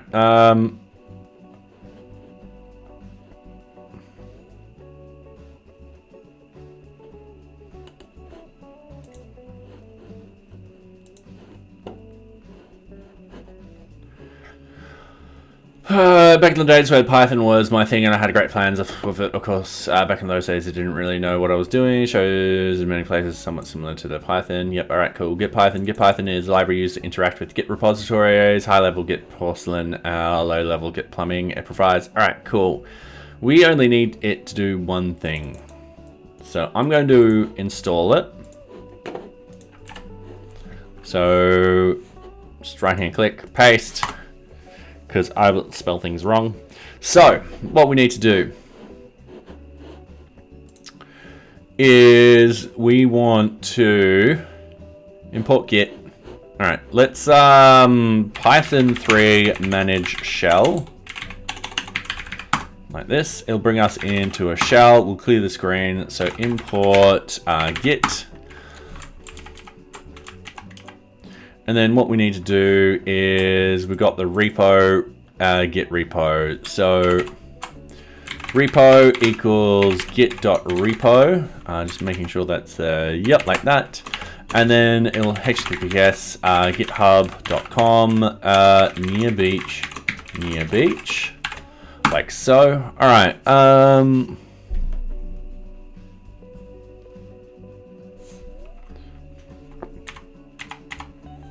.git.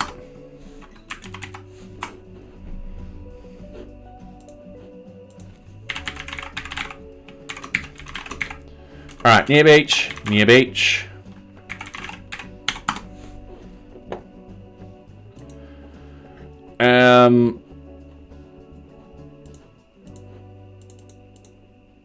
Let's copy that. It might be case sensitive, but I haven't read the comments whatsoever, so I'm just assuming that at the moment. All right.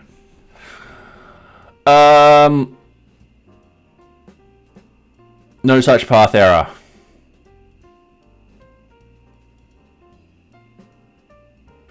File, package select package, repo, yada yada yada, raise no such path error. All right.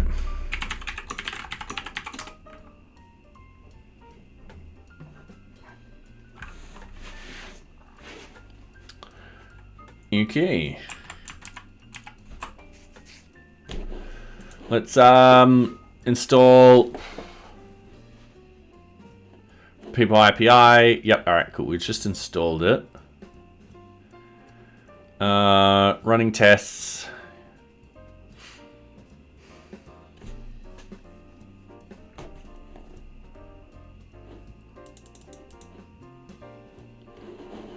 All right. How do we use it?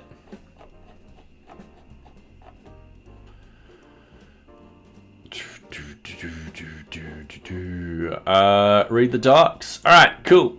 Well, that's what I should do. I should put a link for read the docs. All right, overview, install. Yep, we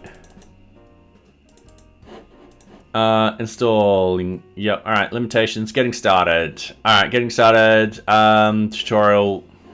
Okay, git from git import repo. Tell you what, I'm just doing that. So from git.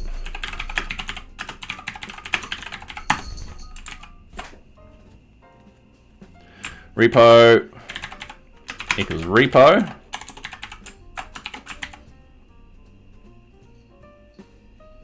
Oh. First step is to create a repo object to represent your repository. No. All right.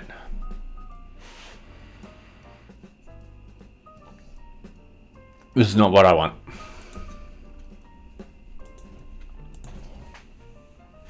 All right. Python get latest tag from GitHub.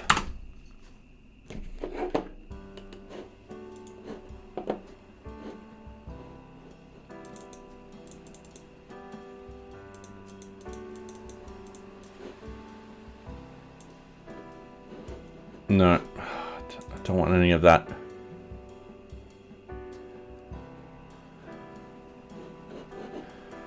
All right, GitHub, get latest tag API. All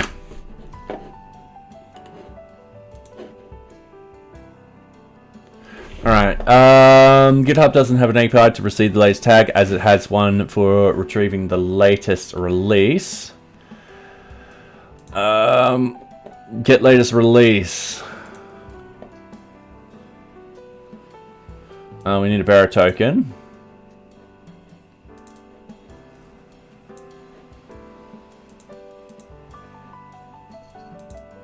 Yeah, could could work.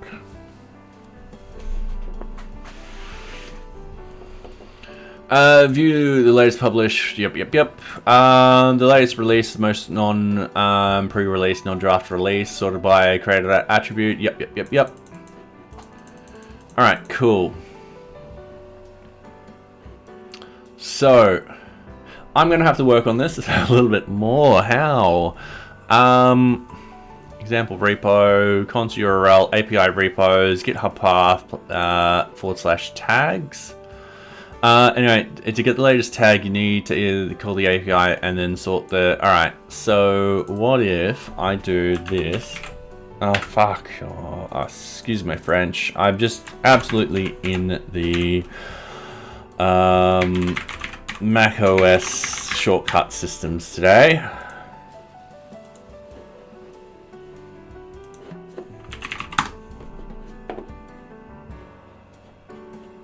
So this will just get the tags.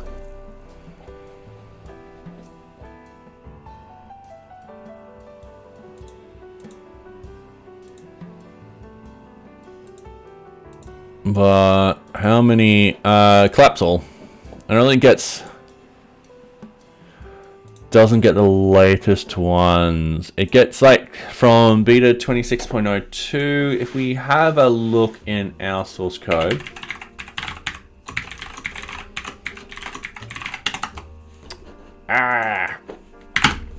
I did it again. We've actually got 124 tags, so we know that doesn't make any sense. We've got all this. If we actually go next.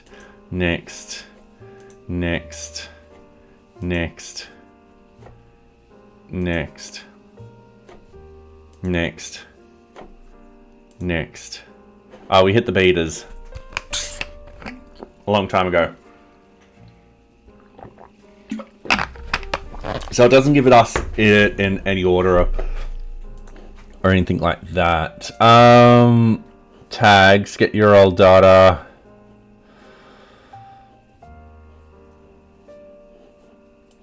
Yeah, it only gave us 30.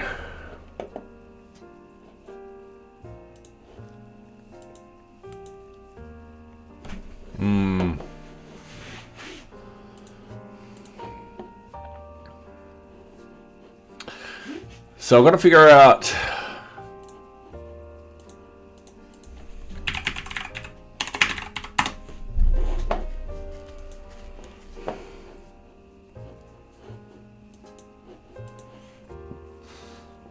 about the REST API, rate limits for the REST API for unauthenticated users. You can make unauthenticated requests if you're only fetching public data. I am fetching public data.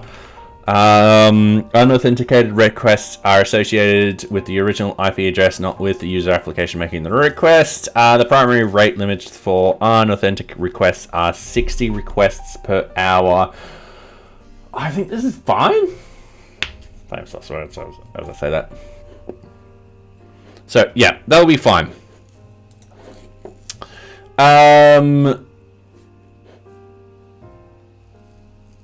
Getting started. Cool. So what we need is we need tags or releases. So list releases. This is what we want. So, and welcome back everyone. We're just figuring out this.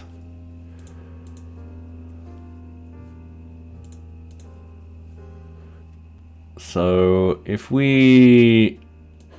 let's just cut this, copy this. Let's swing over here. Let's bring that over there. Let's bang that over here. Let's just go new file.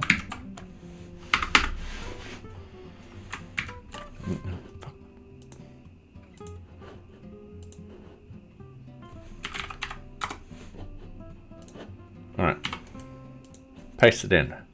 So we've got curl, except, yep, GitHub. We don't have a bearer token. That's perfectly fine. We've got the version. So API repos. So that will change to NearBeach. That will change to NearBeach. And then we've got releases. All right, and if we copy this, we open up a new one of these, we hit curl, we will get all of this information. So is there a way we can limit that to the latest one? All right, per page. All right, list works with GitHub Acts. This returns a list of releases, which does not include the Git tags, not include regular Git tags that have not been associated with a release. What? To get a list of, all right, we need to hit this one. That's fine. So what we'll do is that's just tags.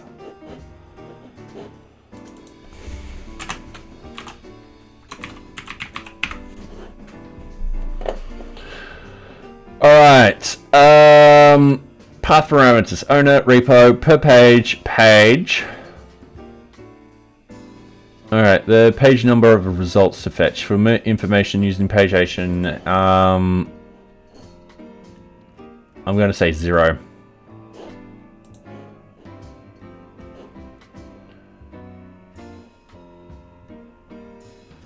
Example, response.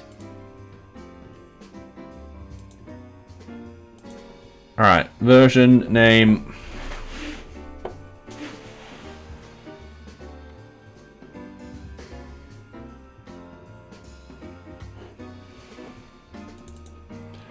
Per page, no, we just want page.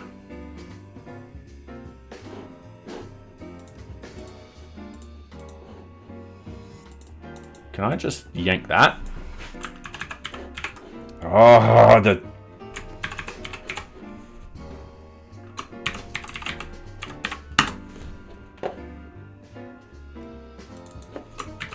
NearBeach. All right, page 0.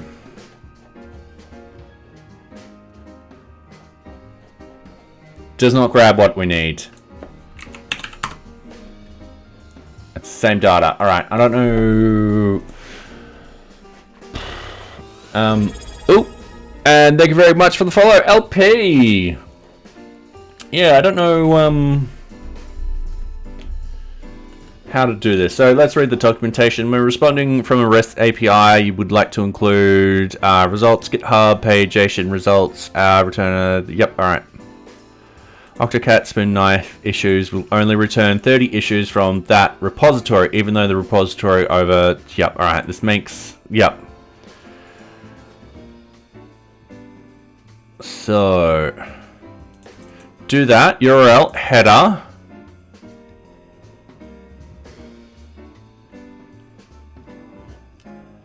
Okay.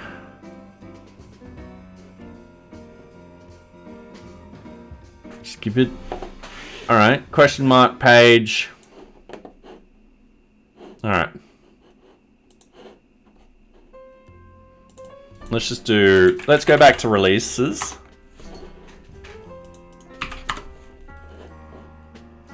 All right. To page equals 1. Let's collapse all. Let's open up just the first one. Tag name. There's our tag name. And that's correct. If I do 1, collapse all, open up this one. No. Collapse all. Oh wait, tag name, yep, all right. So, collapse all, I've just gone 0 with the page, that's the problem. I should have done page 1. Collapse all, and there's our latest one. So, let's skip this back.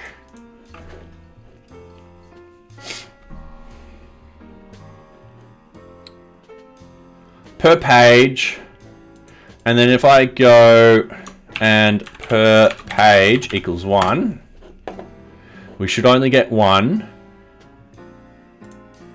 And that essentially will get our tag name, and presto, there's our tag name.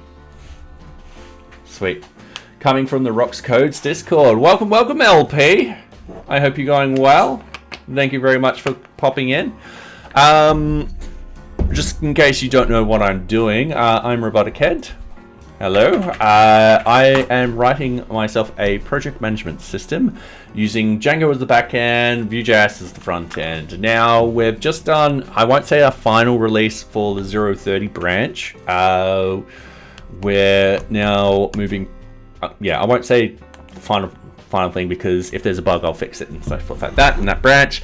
What we're doing is we're fixing up our deployment processes. So our deployment processes at the moment are they are terrible. So we want to automate quite a lot of that with GitHub Actions. So at the moment, if we go into our procedures, we go deployment of NearBeach, we've got a bunch of steps to follow, which is not ideal. This will take 20 minutes, and that's if I'm rushing it. So what we want to do is simplify a lot of this.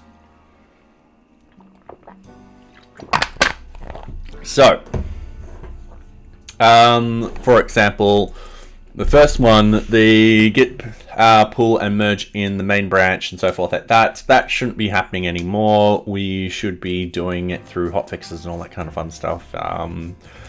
So yeah, the run audit tools and fix packages will be automating that. Remove the build and dist folders. We won't need to do that anymore because the build will be happening in GitHub Actions. GitHub Actions will clear out anything after it's done.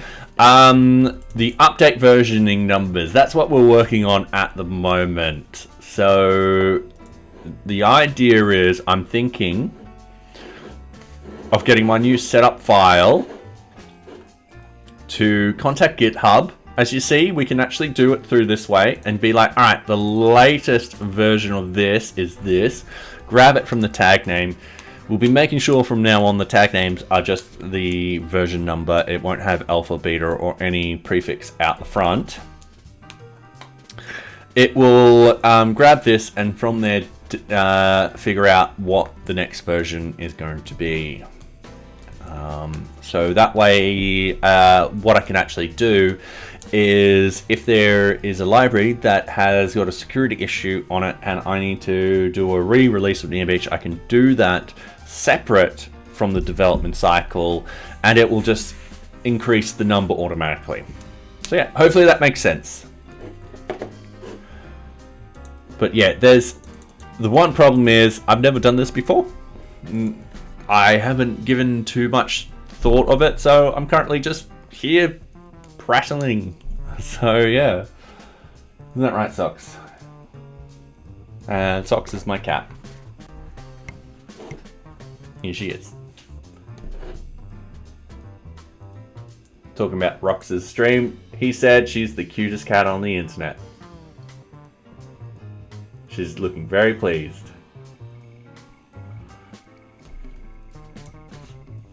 Yeah, she is lovely. Until she starts sitting on my stuff. So yeah. Alright. Cool. So I think we can easily grab this information. I think this is going to be the easiest way to do it. So what I'm going to do, I'm going to write this down. Okay, put this in little tiny lines. So one Pi setup, a Pi project, contacts, GitHub API, gets the latest version.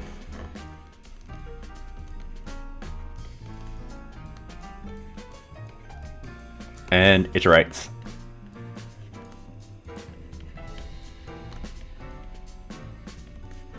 Smiley face. All right.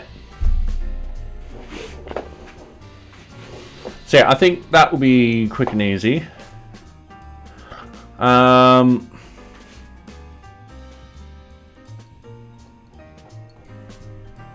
Just got to figure out where this sits in here.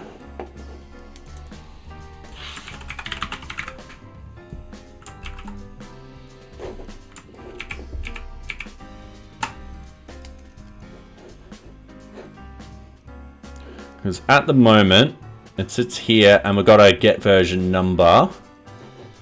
Oh, that's a TOML.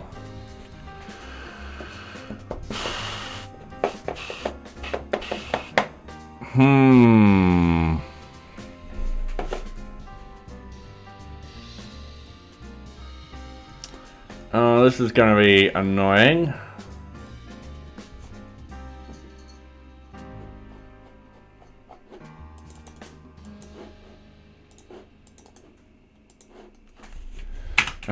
Get version of project.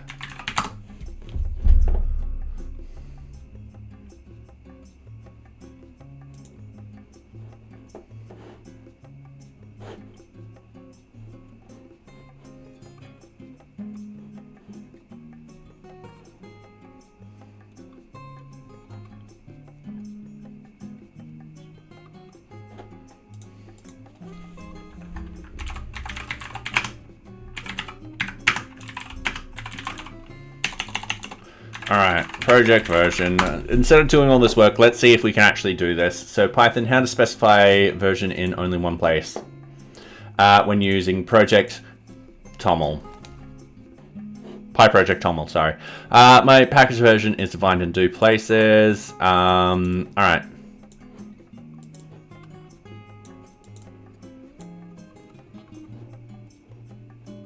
I have to update both whenever I bump the version, which is annoying and not dry.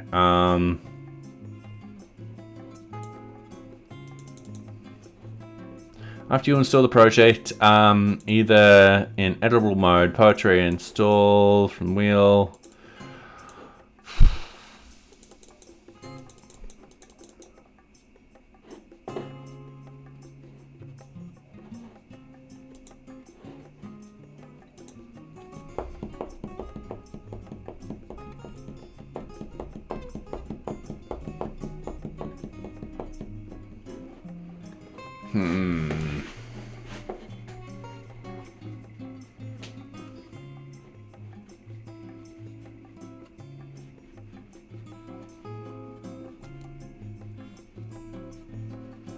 Because I want this all to be separate.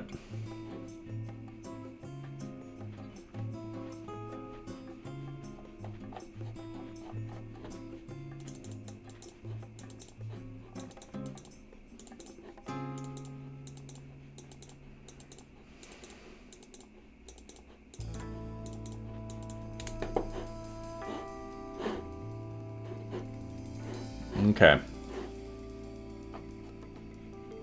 One thing I could potentially do is, because it's a TOML file, Python should be able to write into it. So what I could potentially do is have a simple setup TOML file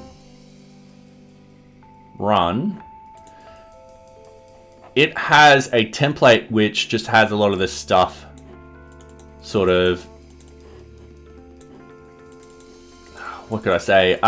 It'll have a lot of this stuff in,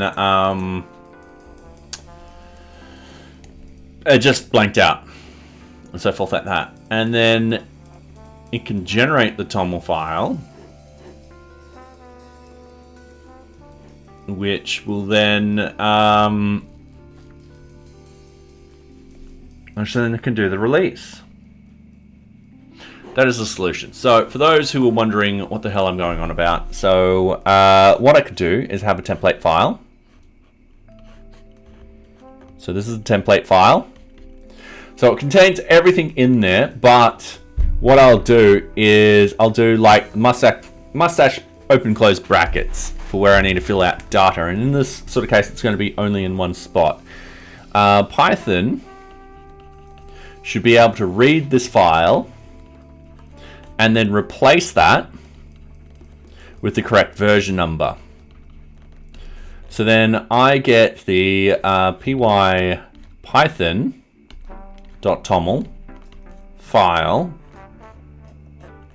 which is then used to build the project. And what I could also do at the same time is get it to update the init file. So I can get it to read this and correctly insert the correct version here. And I could get it to read this and insert the correct version in here. That way, that can be done in a GitHub action. I'm not building a file. It's a little bit more work, but I can get rid of a couple of these too.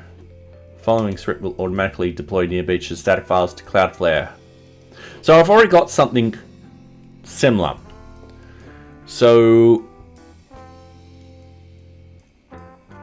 this is a file that's run in GitHub Actions. And essentially it contacts my R2 account and it starts shoving all the stuff in there. I don't know why I'm printing all the buckets, but I guess I am.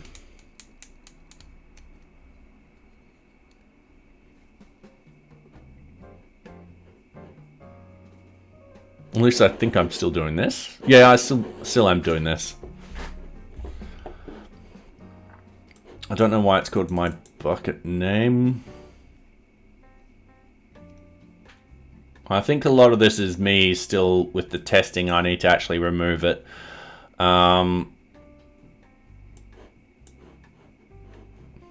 Actually, no, this is probably just a test. Alright, I'm going to have to actually find... it might be good to remove a couple of those things. Okay, cool. Anyway, let's jump over here. Let's get rid of that. Let's go clear. Our next problem. So I'm happy with doing that. That is not going to be too hard to actually implement. So what we need to do is Python rewrite file or insert data. Python rewrite Python fill out template file.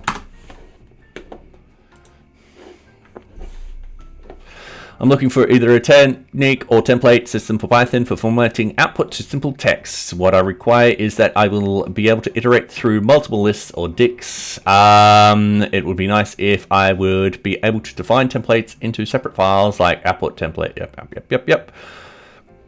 Yeah, you can use the standard library string as template class, having a file foo text, so titles, subtitles, list. And then from string import template. So D this. So title list open is that. So source template F read result equals source substitute D and print result. Perfect. So we could potentially use this. So what we would have. So I'm opening up GitHub. I've got workflows. There's our issue templates. I want to directory.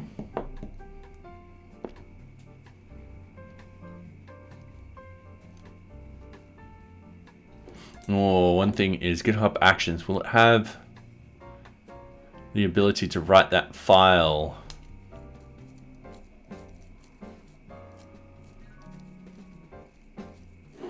Don't know.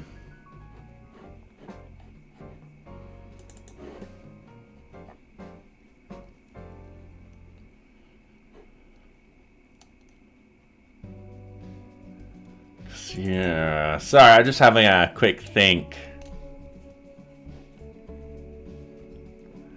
I'm pretty sure with the GitHub Actions,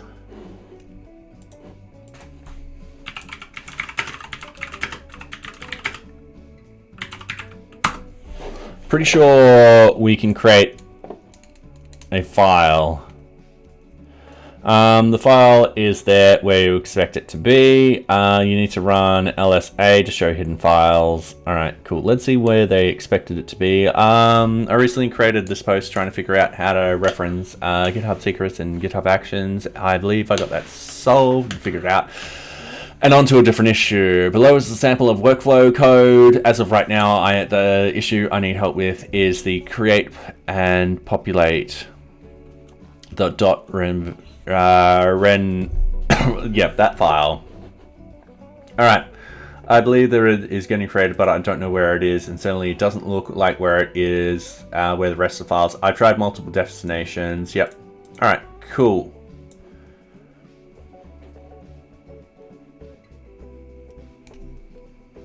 So we'll need to and how are you, Legendary Cerberus? I asked ChatGPT to write a few descriptive paragraphs for my website's homepage, and I wrote the description like it was Dungeons and Dragons GM.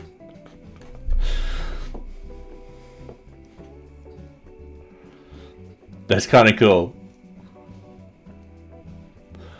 How are you going, by the way? Hopefully you're going well. Talking about Dungeons and Dragons, I've still got to finish Baldur's Gate 3. I'm so close. Actually, I'm about 30 hours off the ending. You're alright? Yeah, I can't complain. I'm just figuring out all of this stuff. So we're fixing up the automation for NearBeach. So yeah, we're just figuring out the new build system and how to do the TOML stuff. So we're just hitting little tiny hurdles. I'll draw a little diagram. So here's one hurdle we've jumped over and stuff like that. Here's another hurdle. This is me at the very moment. And I know we're going to have more and more hurdles. So yeah.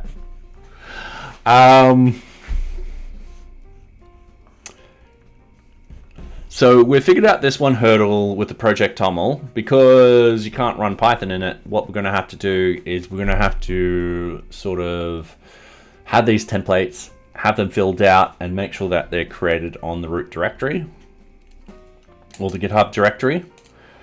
And then from there, have everything read from there and all that kind of stuff. So we're going to have to play around with stuff. Another thing which I wanted to do is GitHub Actions locally test. I think I've done this before because I remember act, but I don't have it on this computer. I've got it on my laptop over there. Anyway, whilst we're doing this, sorry, I've just got to close the curtains, and I'm probably going to stand up.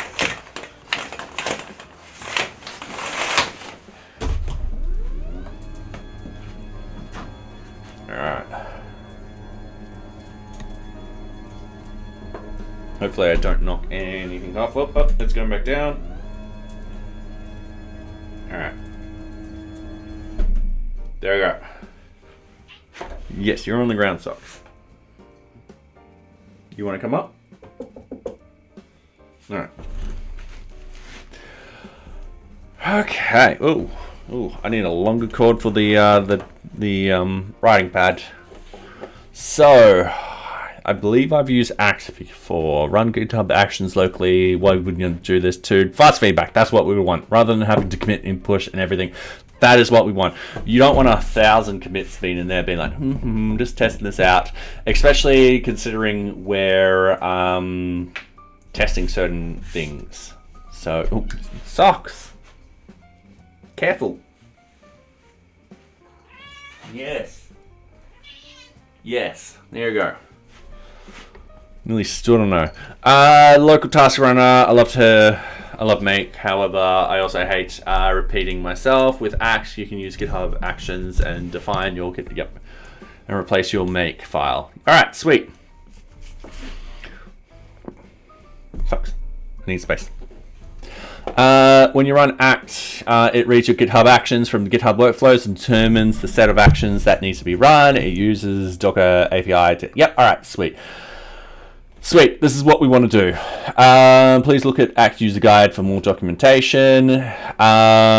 Necessary prerequisites of Act depends on Docker. We got Docker and all that kind of stuff. If you're using macOS, please be to ensure. All right, yep. If you're using Windows, yep. If you're using Linux, you need to install the Docker engine. We've already done that. Sweet. Act is currently not supported on Podman. That's fine. 2 weeks ago. Yeah, this is still work in progress. Sucks. Being really naughty tonight. Hey, no. I'm getting forced cuddles now. Alright,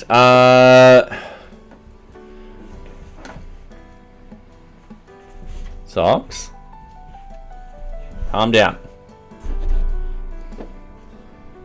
Hey, you are. No, I was hoping...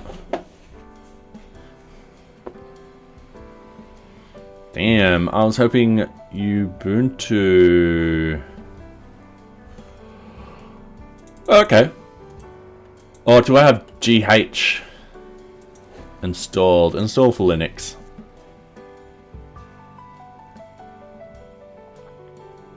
Alright, I'm just going to copy that. Need to be in this.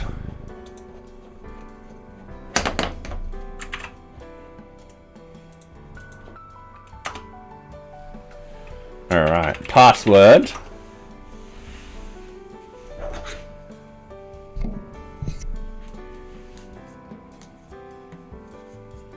Just doing a quick install. Alright, sweet.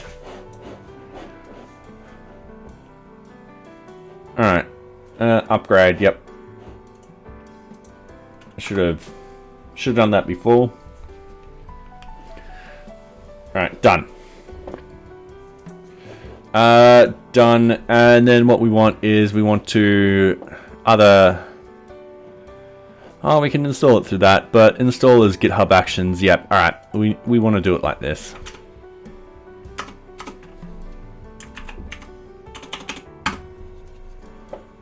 And then it does its thing. All right, so we need to do that for testing purposes. So this should be working. We should be fine. Okay.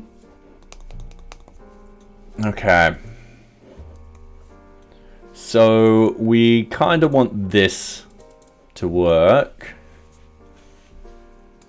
So what will happen is the GitHub Actions will run. It will then use the templates to create these files, and where we place those files is important. So, yeah. Okay.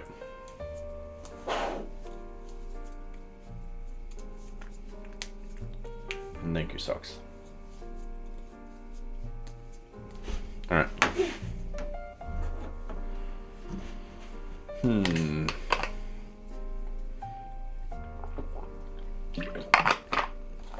Alright. Gotta move Socks. Wait. Stop it. Okay. So. What do we want to do? Let's do little tests. So 1. We need to test GitHub Actions. Locally. So test GitHub Act. 2, we need to create template file.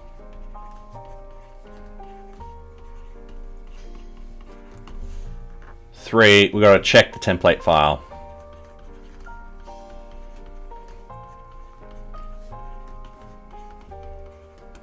If we're all happy with that, I think we won't be blocked. We'll be happy. We'll be like, yay! I think we can then state that we could work on the versioning.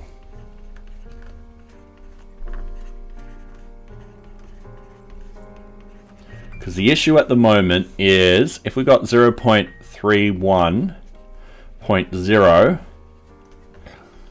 RC1, how are we versioning this up? As opposed to 0.31.5. Like we've got to figure out, all right, cool.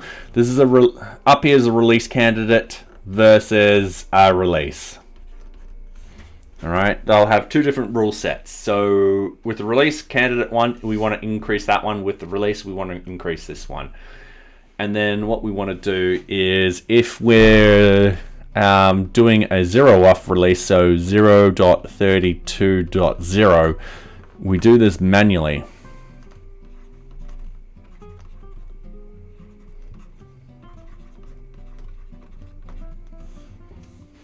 Oh, shoot. Yeah,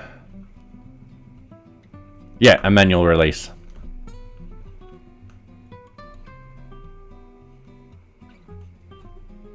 Actually, now that I think about it, we don't need to, we're just getting this data. We just need to publish this. We don't need to modify this at all. Sorry, I got that stuck in my head.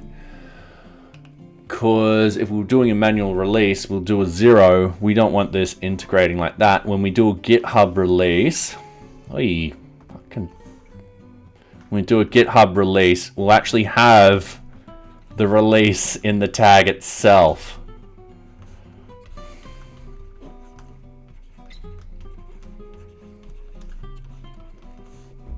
Okay.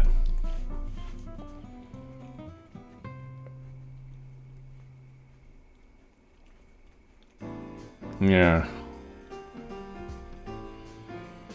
Sorry, so much to figure out. So much to think about. Alright, so we still need to do this, but getting the version number is going to be very easy because when we do a release, we just grab this. And that's perfectly fine. We don't need to worry about modifying that data whatsoever. What we need to worry about is putting it into the system. Alright. And then Python modify init.py file.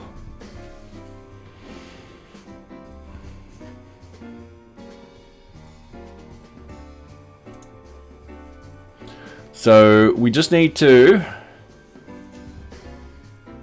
when we modify this file,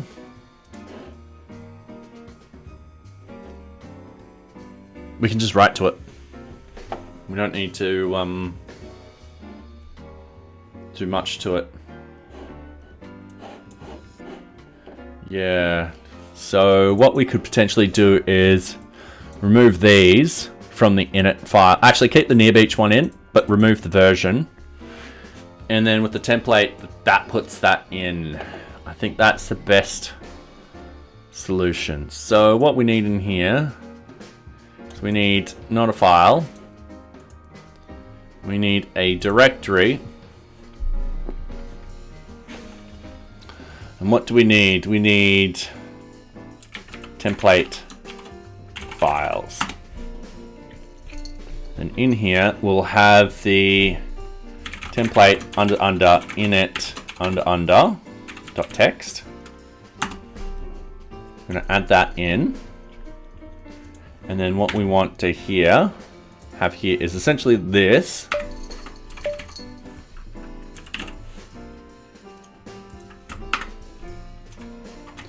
Then we need to get rid of this, and then in here we just have version, like so, and save that. And then up here we'll have the template py project.text. Actually, I'm going to refactor that. I'm going to rename it template underscore. And actually, I'll keep that init file like that. So in theory,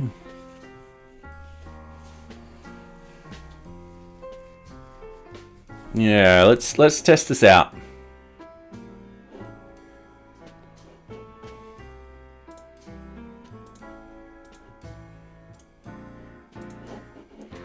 So from string import template, then what we need to do is set up this dictionary. So D equals, is everything in? Yeah, it'll be a string. So version 0.31.0 RC2. Like so. But once again, we'll get that information from GitHub and pass all that through. So we'll figure that out. And then what we want to do is with open. Oh, I keep forgetting if it's with .open. No, with open. And then it is, all right, so we're actually in this. So we need to go into GitHub workflows. And then template files.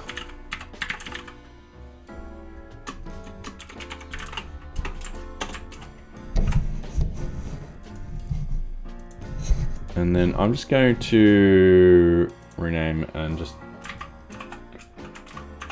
copy. Just because I'm a bit lazy at the moment.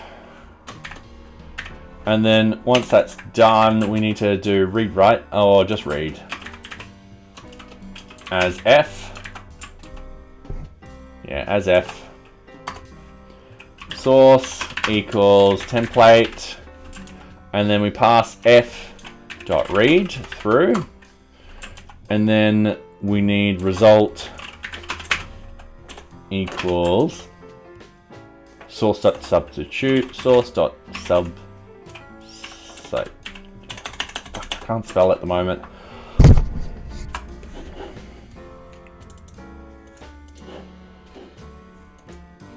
Like so, we're passing the D through, and then we want to print result. And perfect. That's what we want. All right. So that will be housed in the GitHub action.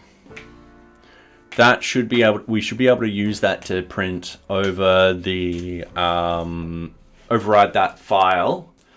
So the version number's there, and also we should be able to override the build file and so forth like that.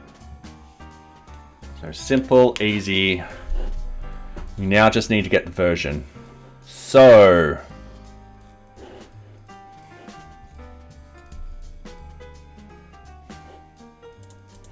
GitHub Actions, we could potentially do this. Get tag.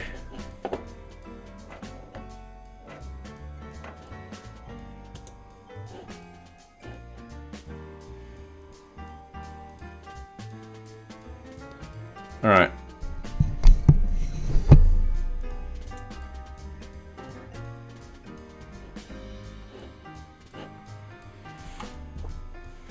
Or do I need this in Python? I need to do this in Python. Otherwise, it'll be complicated passing it from... Yeah, all right, cool. So, socks.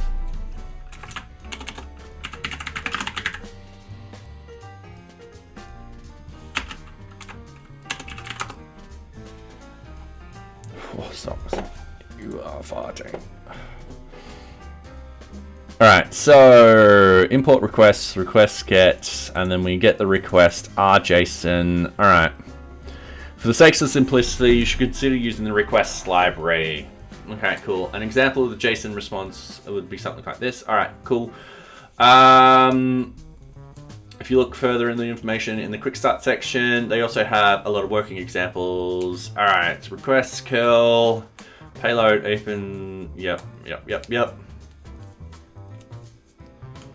All right, cool. So what we actually want to do is we want to get this. So let's use the request. So import requests.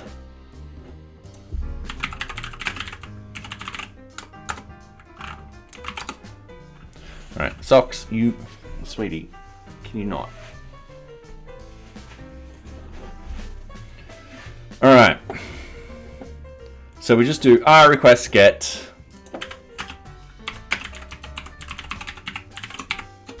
We're keying in the URL. We only need 101. So if we type in that, we get a response 200. Sweet. What we need is r.json. Okay, so if we go a equals r.json, we can then go a dot a0. All right. Doesn't work. A dot, then tag name. All right.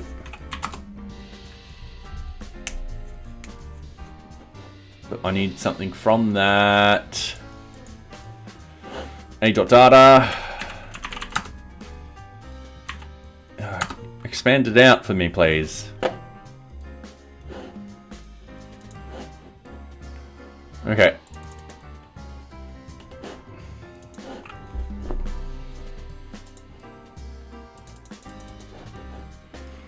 Okay.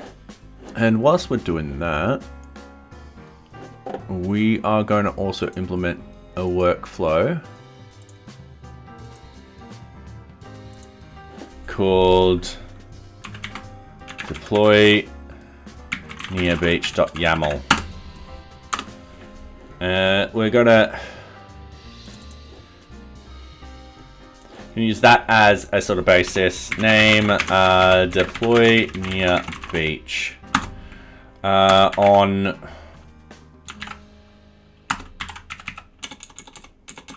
We're not going to worry about the on at the moment. Jobs deploy. We'll.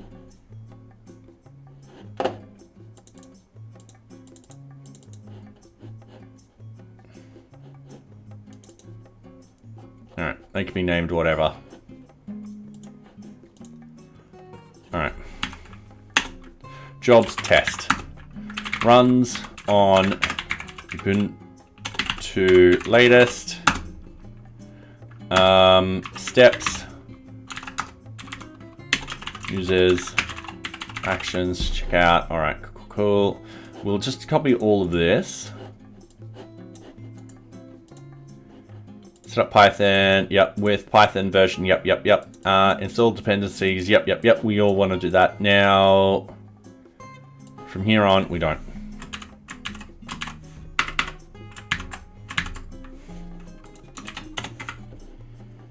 All right.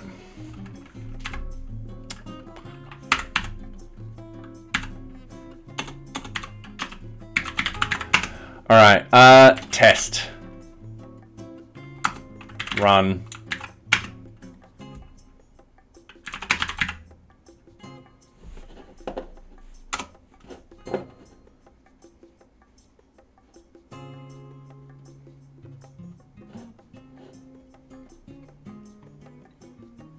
All right, why?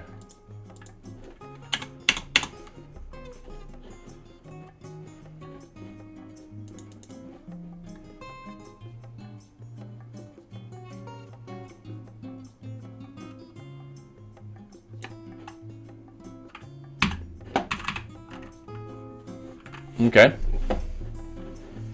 Oh, it's missing the on. All right. On. All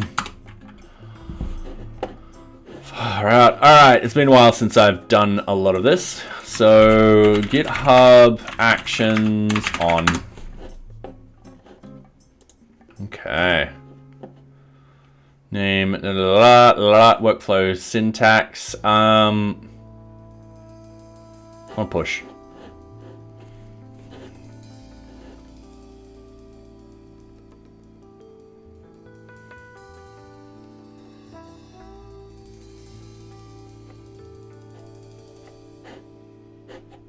Yep, on push. Alright, cool. So that will just hopefully run. Hopefully it'll just go ls all, and we're all happy. As for this other thing, let's go import requests. Request get that. We don't want posts. Response content.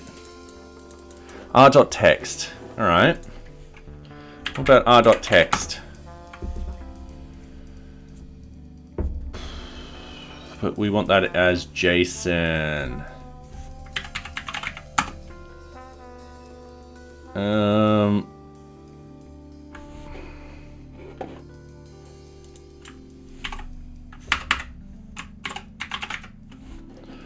So r.json.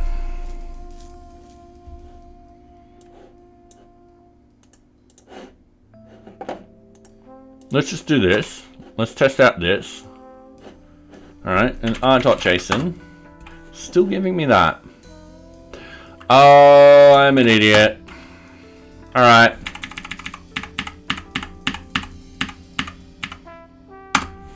Okay. A equals r.json in that, and then we've got all this dot a0 dot tag name. Okay, a.0.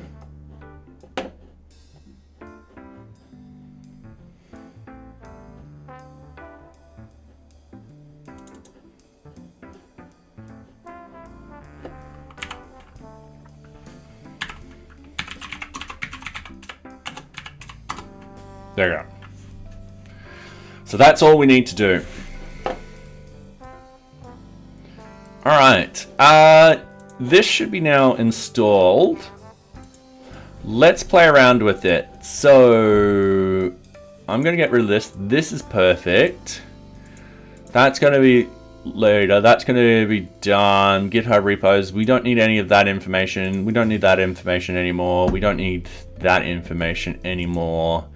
That's fine. We can close that. That's fine. We can close that. We don't need this anymore. We're keeping this open because we'll need it.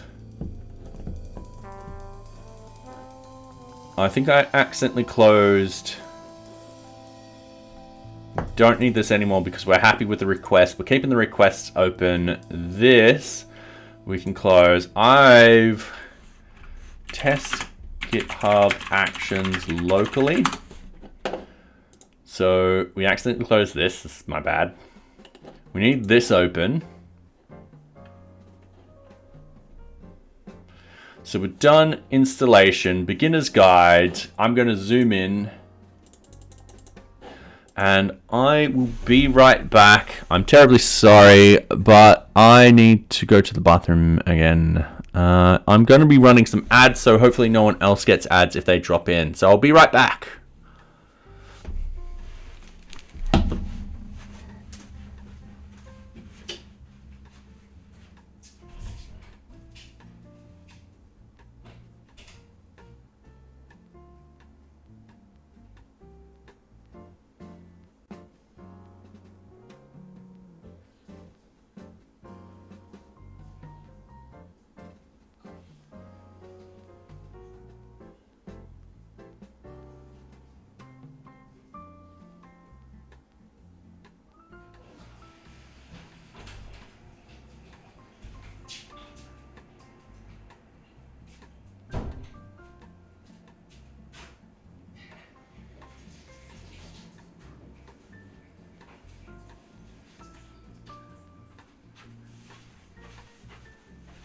All right, I am back.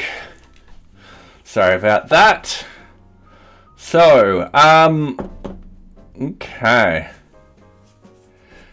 So events, Axe have basic event support. It'll try and get as much information from the local repository as possible, although this might not be enough for certain event types. Running Axe without any event name specified will run the event push. All right, cool. So act push. Okay.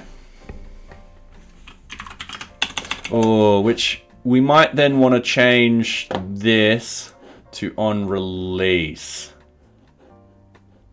But we don't want to run this.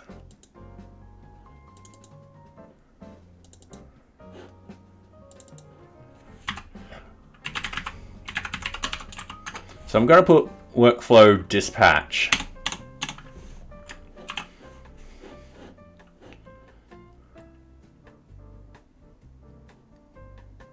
Or schedule. Oh, okay, schedule will work.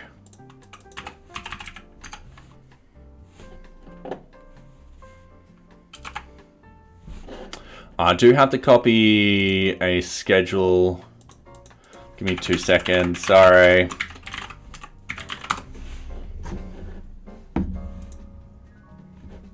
Because the base is scheduled. If I copy this, that'll be fine. Oh, go blow a...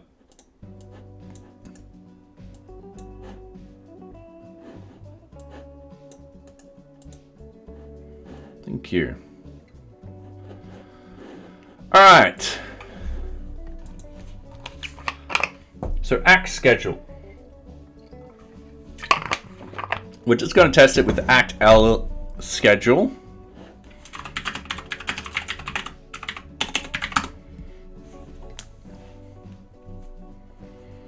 Act not found.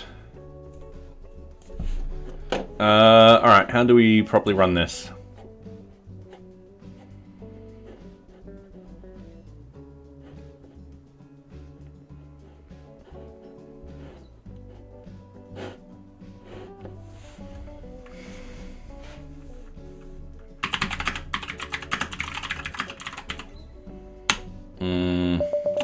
Don't know what that act is though. Ubuntu snaps.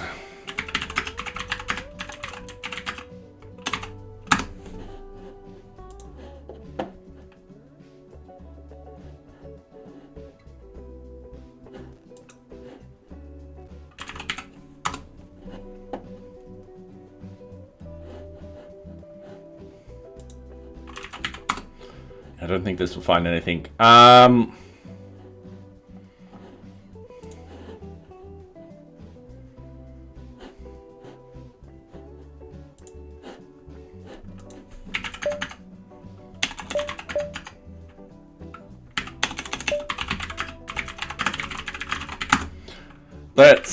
Let's see what it is.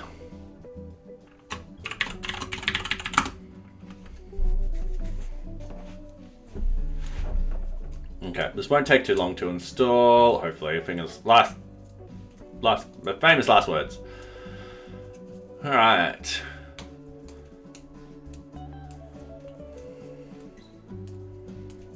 Okay, cool.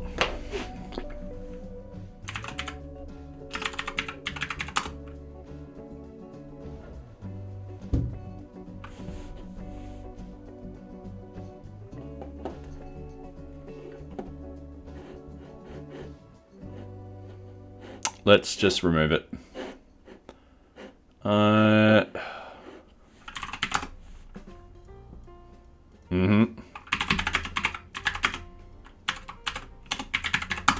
Knew I shouldn't have installed that. Yes.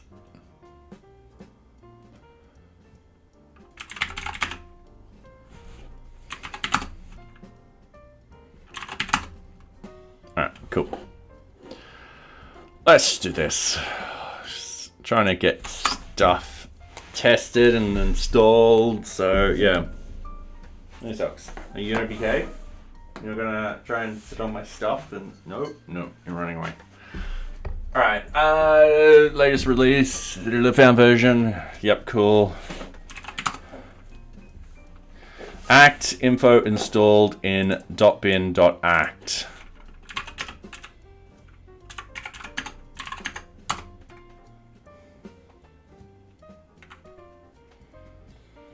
Okay.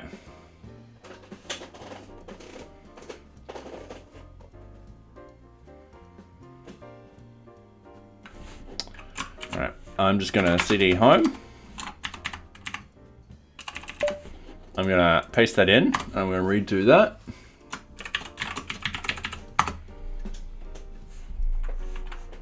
Because I feel like it got installed in the wrong location.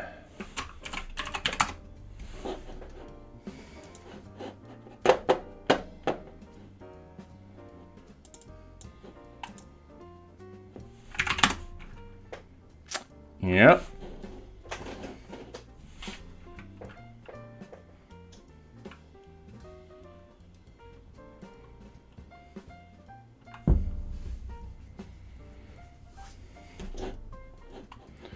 Alright, run this command in your terminal. Alright, manually download. Add the object to your path. I mean, this is just... Let's go here. Installation. Let's...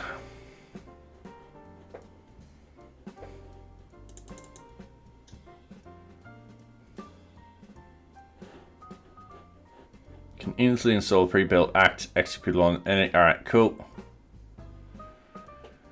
Manually download, build from source, installation via. Now the problem is I did do that.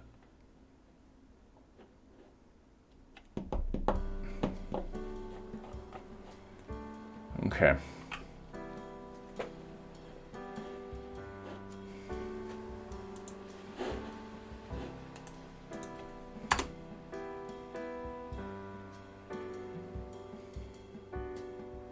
Yeah, I feel like I'm going crazy now.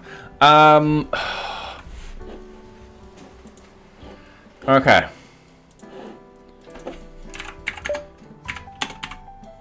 Bin act. Let's just do it this way for the moment.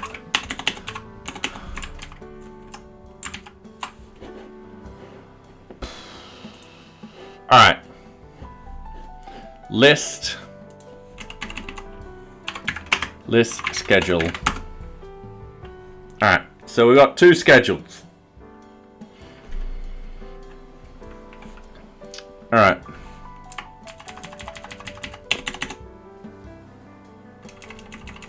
And I think I can do. All right. Please choose the default image you want to use with Act. Large size images are 17 gig download, 51. Oh, you'll need 75 free. Oh my god. Snapshot of GitHub hosted runners without snap Docker images. Mini images 500 megabytes, include only necessary tools to bootstrap actions and aimed to be compatible with most Act. Micro contains no JS requirements. Bootstrap doesn't work with all actions. I'm going to go medium.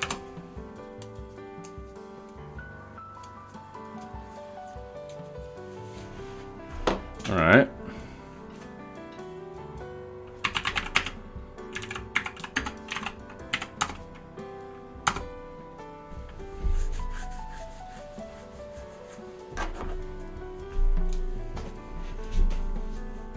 That's going to take forever. But is it doing anything over here?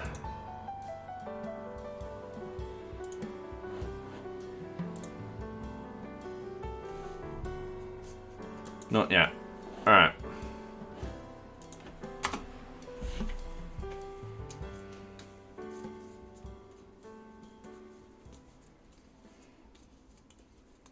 Okay. Well, that's downloading. So we've got this.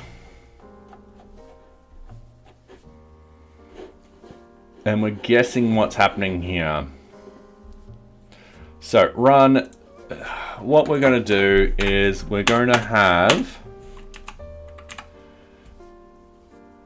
in here is we're going to have create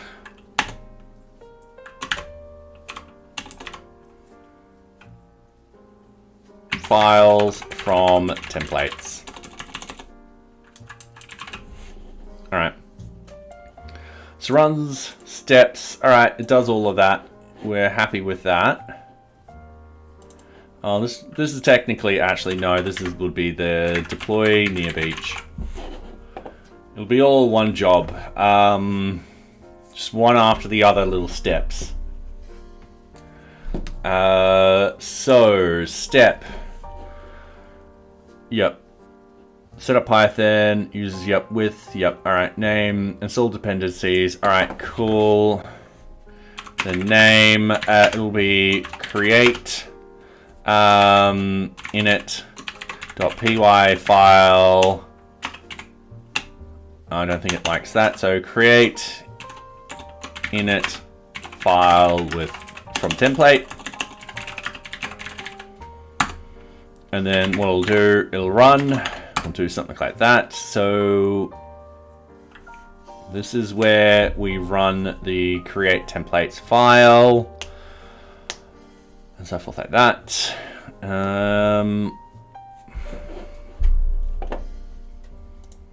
It's where I do kind of want to hide it from this. Like, I don't think I'm using the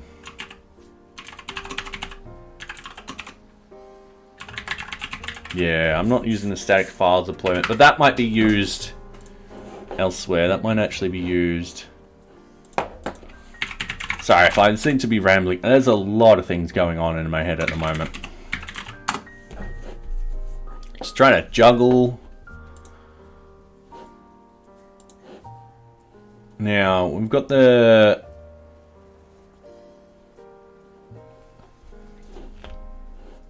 No, it's part of the actions file. I'm just really collect static files. Yeah, that's no longer needed, that one file. I think that one can be deleted. This particular one. Because we've got it in here. I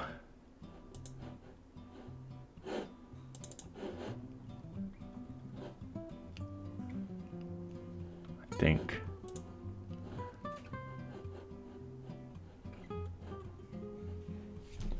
Yeah. That sets up everything. Yeah, I think this was something else. Okay.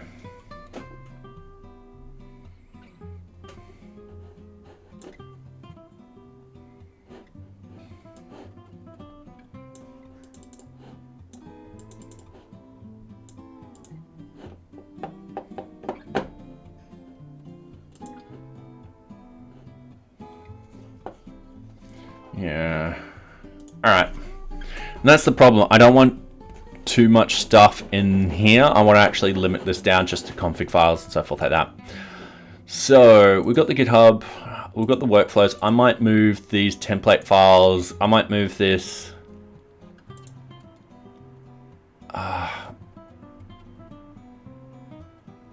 Yeah, I might move this into a new directory in here.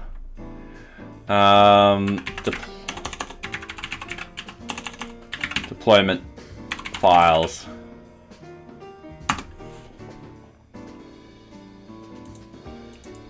What I might do is I might refactor that into there. I might refactor that into there. I might just delete these. And the reason being is this is part of the automation. That's why it's up here, but it gives me the ability to do other stuff too. So for example, getting the version numbering and so forth like that. So this could be a sort of case where we create a simple Python file in here. And we call this generate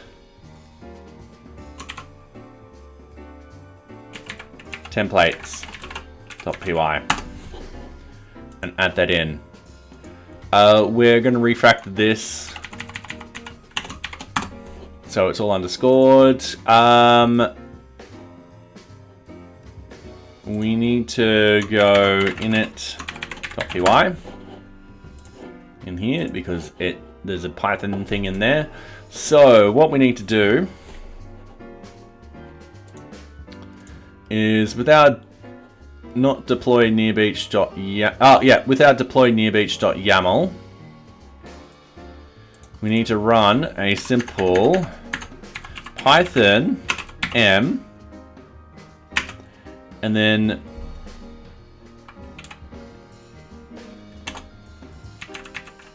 GitHub. Oh, this is where I need to do the test. I need to find out what level I am. Test what level you are at. Alright, that's what we need to do. In the meantime, has this done what it's doing? It's still downloading, which is a bit annoying, because this is currently blocking me.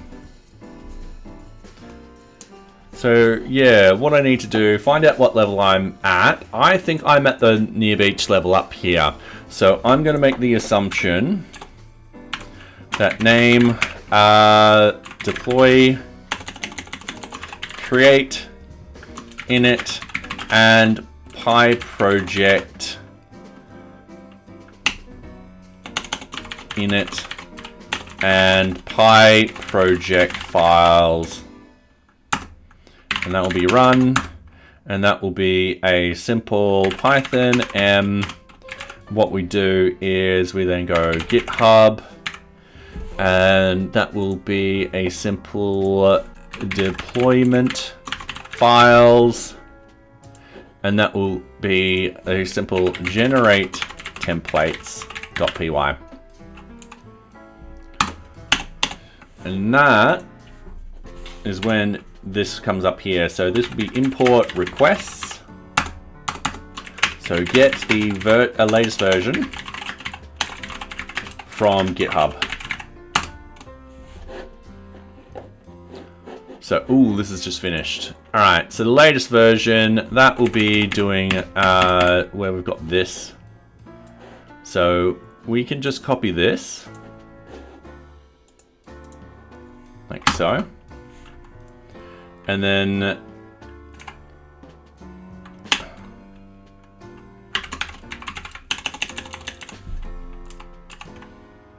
sorry, I want results.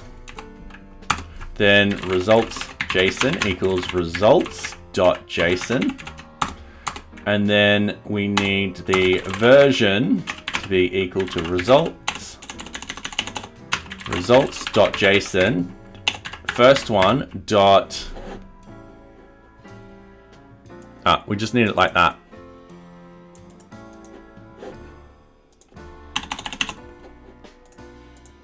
Like so. Alright.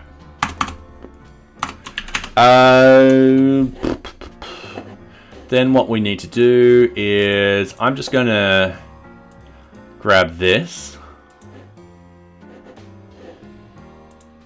as a quick reference. Create the init.py file.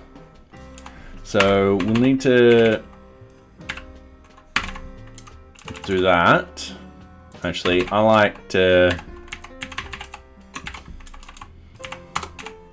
so it's like that. So a lot of this will be version,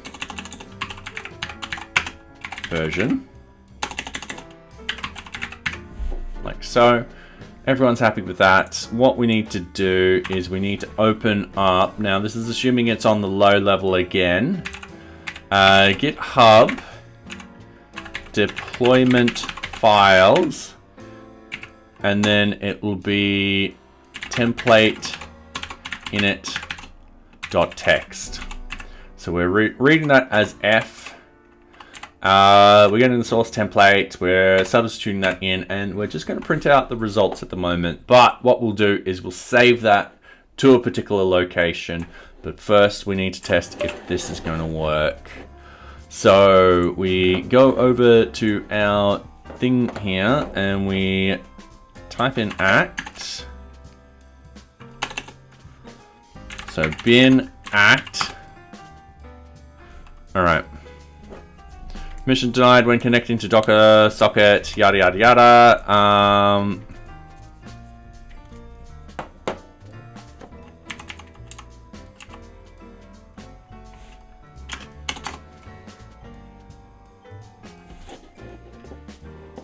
All right.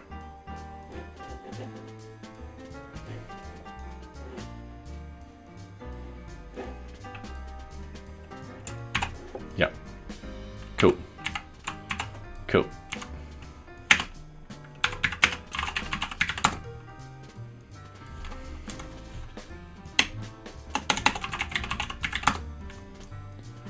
Alright, so we're doing the schedule. I was hoping to do just one test, so let's look in here whilst that's running. Okay,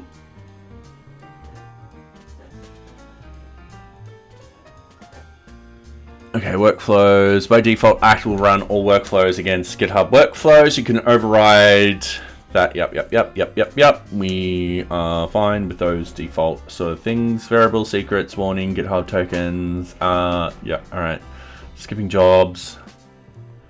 Skipping tests.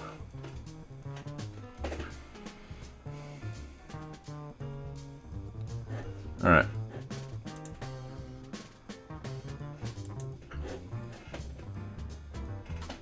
GitHub Actions offer multiple environments. Alright, sweet. Alright.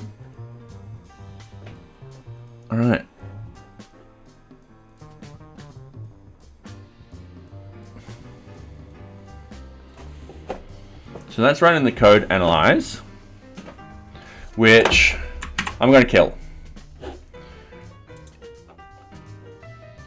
Because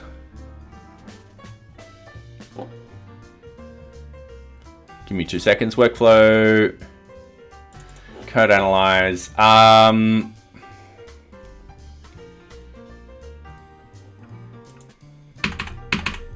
It's happening way too often. All right. Cool. So we're doing deploy NearBeach, so it pulls all the stuff. Everything's happening. All right, sweet. Oop, I just threw my texture.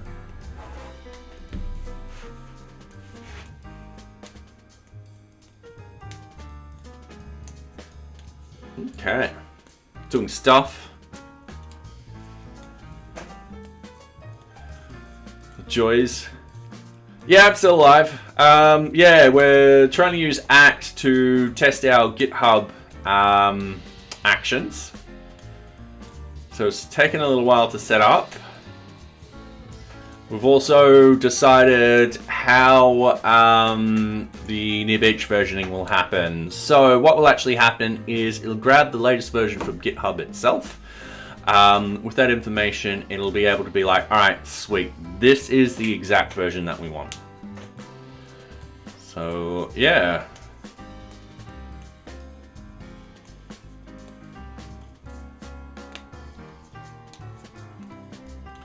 Now,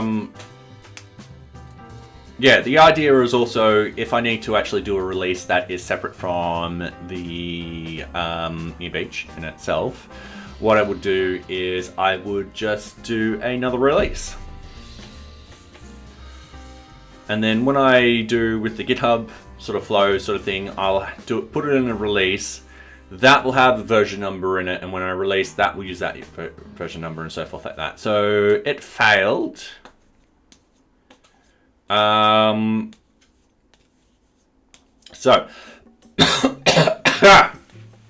excuse me.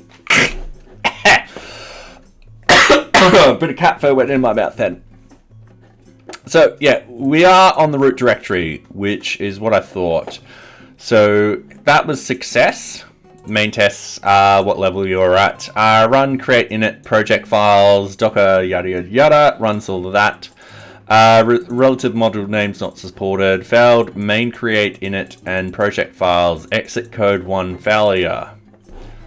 So let's find out why. So it should be running this.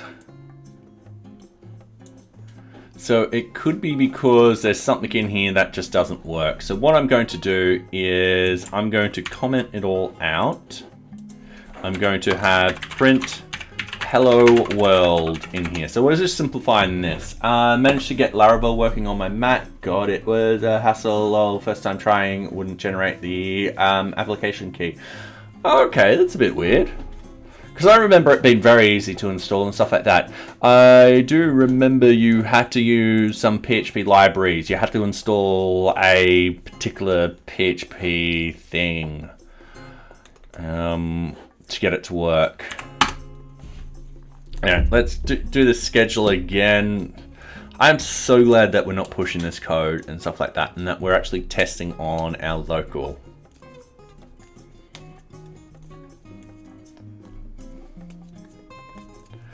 Because God forbid if I had to do like 100 push requests just to get this to work and so forth like that. Sometimes local testing's totally worth it. I should also see, whilst we're here, system monitor. Now look at that. I'm not even hitting 20% for a lot of these. This is nice. Oh, here we go. Here we go. Up 60, 80% for one core. Oof. 60 again. All right, these things are running.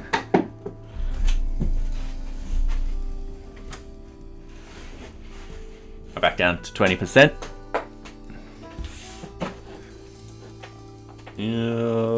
All right, we got further, but deploy NearBeach.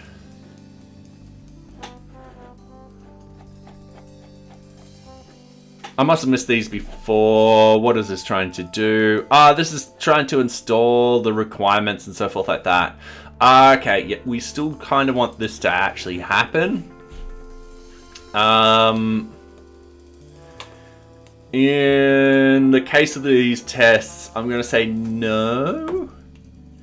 Because I'm just doing tests and I want this to run quicker.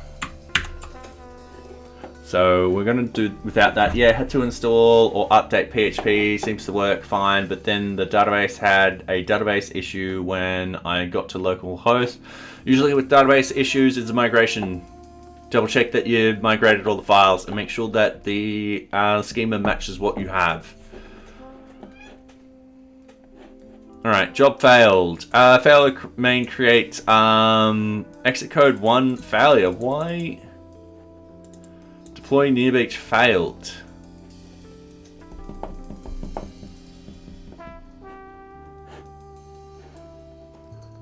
Okay.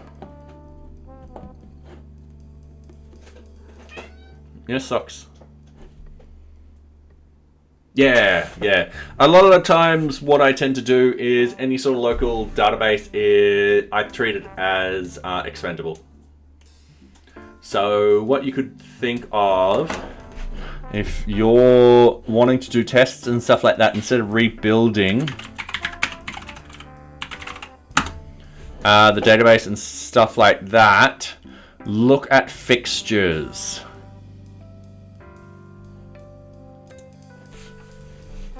Are you going to behave now, sweetie? Hang on. So, what you can do is mainly just doing the Mac shortcuts like left, right, and center. What you could potentially do is look at the sort of database testing and fixtures and stuff like that. And because it's local, what you would do is you'll spin up a new database, you load it up with the fixture data, and you move on. So, yeah. And that's what I constantly do. And that way you've always got some data to get back to. And now the fixtures will evolve over time. When you make a migration, you've got to rewrite those fixtures. But that, you shouldn't be making too many migrations. Okay, this is failing.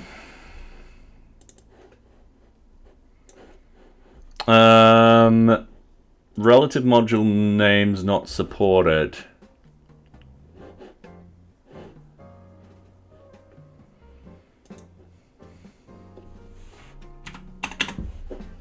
Don't know what that's on about, but let's try that.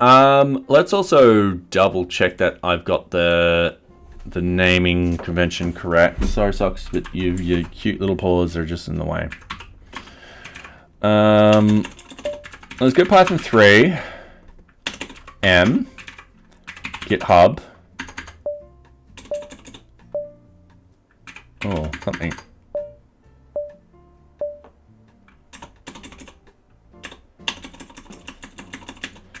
All right, Alice. Python 3. Oh, I don't need the M. That's what I'm doing wrong. Workflows. No, not workflows. This would be deployment files, and then this will be generate templates. So what I'm going to do is I'm going to copy this command. Sometimes you just got to do the commands and then it should say hello world. Sometimes you just got to do the commands manually. And I'm going to paste those in. We're going to copy and delete that. So now we do the schedule again.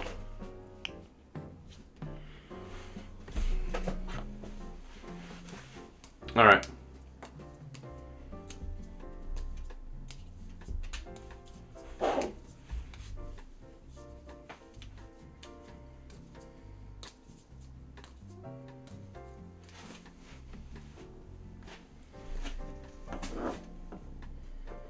Okay.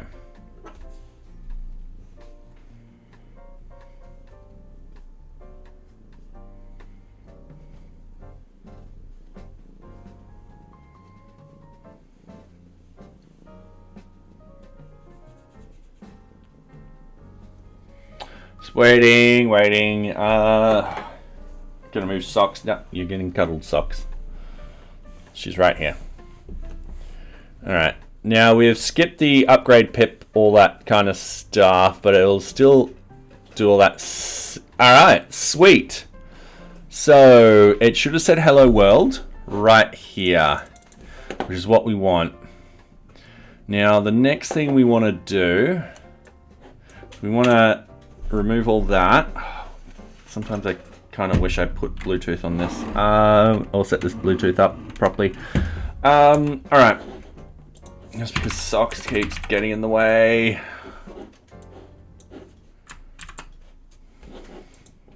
She just wants pats constantly. All right. Let's run that again.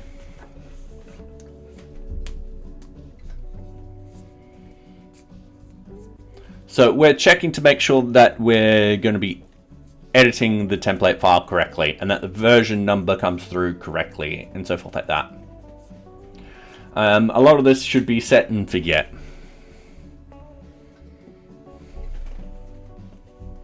And then hopefully we won't have any Python issues. Let's hope that we don't have any GitHub issues where they change the struct or anything like that. So now we wait.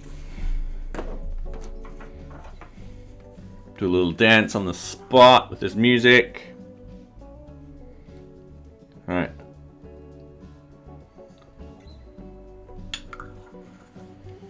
Failure. All right. Traceback call. File. Home NearBeach sites.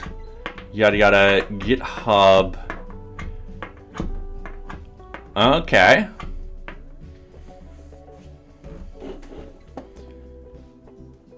It doesn't like that. Module not found. No module name requests. All right.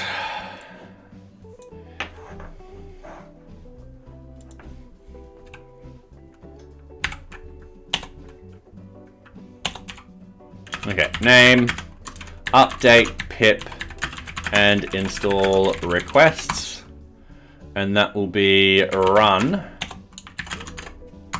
And that will be Python m pip install upgrade pip.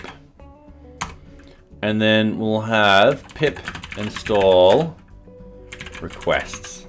All right, cool. And then with the next one, we won't need that line because that will be already done. So that's why it failed.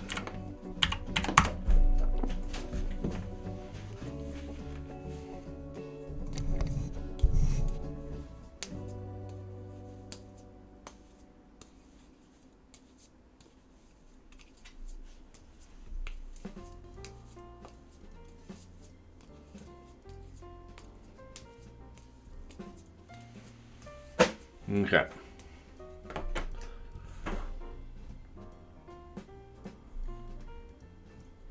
Just waiting for it to do its thing. All right. The elephant's going to attack socks. I know you guys can't see that, but she hates the elephant.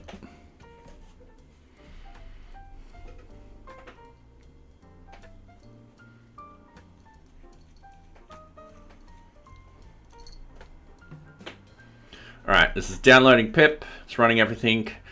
Done. Perfect. All right. And best thing ever, this works perfectly fine. So let's get it to override stuff. Getting way too excited now. All right. Python write to file. I keep forgetting how to do this because I hardly 3 schools. I hardly ever do this. So file, open file. Access mode. All right.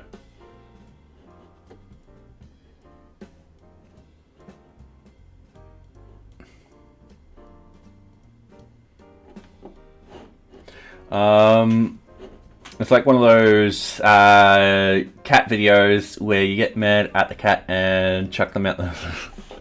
She just keeps sitting on stuff lately, which is really annoying, or getting in front of stuff. So she loves sitting on my little bought a tablet to help write and draw stuff. She loves sitting on it for some strange reason. All right, open this. Write S. All right, let's do this. It's been way too long since I've actually written to a file in Python. All right.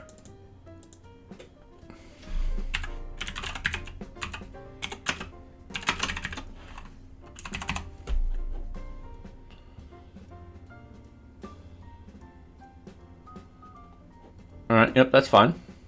Oh no, you want that. All right, so open this and then result equals this. Okay.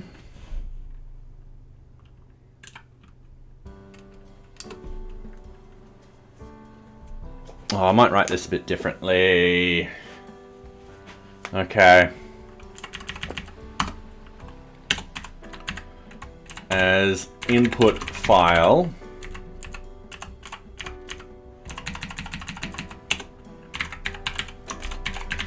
Sorry, I should move this generation over here. I can close that. I can close that now. All right, what we're doing is we're opening up this file as readme as input file. All right, source, so forth, and results, and we're done. So once we're done, we should go with open.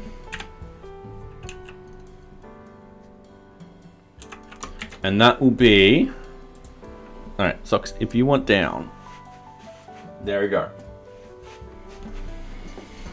That will be NearBeach init.py. Yep. So that's what we need to do.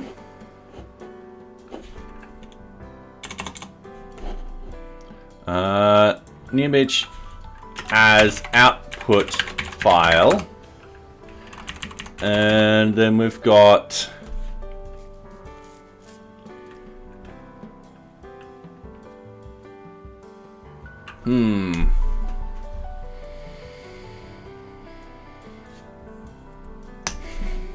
output file dot write and then result,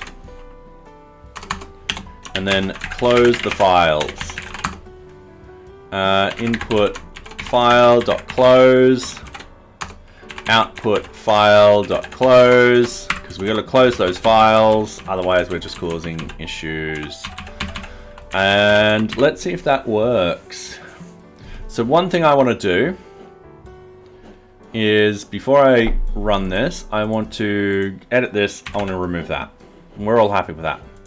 And then I will run this. Anyway, you're saying SQL state, hi, connection refused is my current issue. So you're not connecting to the database at all.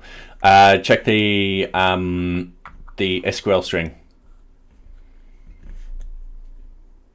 Another thing to do is once you've determined that it is connected to, let's say, an SQLite database, make sure you've actually got write access and read access.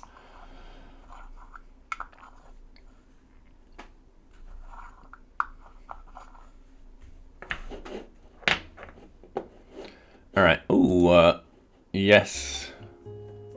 We've actually hit the 3 hours and 40-minute mark. It's MySQL do. All right, use those connection strings from your computer to connect to it. So what you would do is you do MySQL host username and all that kind of stuff.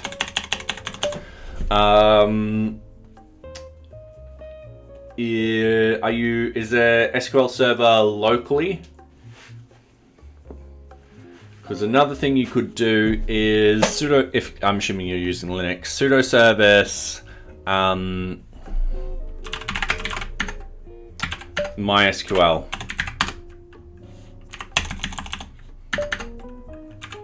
So I've got a bunch of services on here. I don't think I've got any at the moment, which are when you're saying yes. Yes. Can you connect to it from the terminal?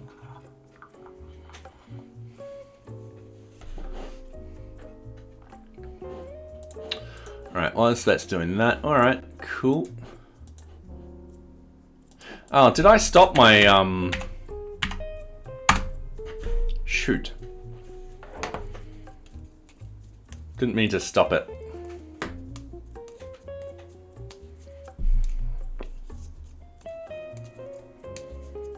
I should also look at GitHub Actions.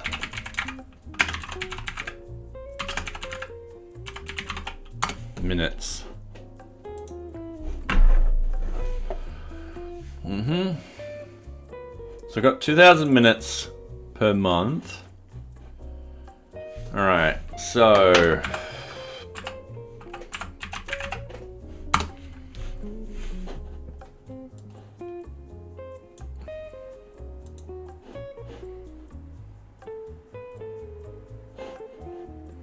however, I fall under team, so I've got 3,000. If it takes me 20 minutes plus, let's say, 10 minutes for everything else.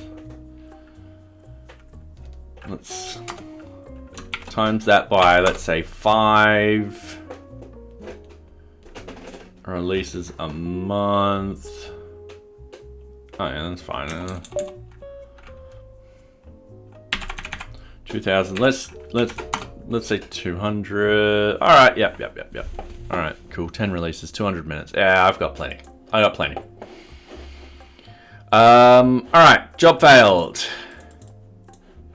All right. Cool. So, file NearBeach GitHub deployment files generate templates. Open file not writable.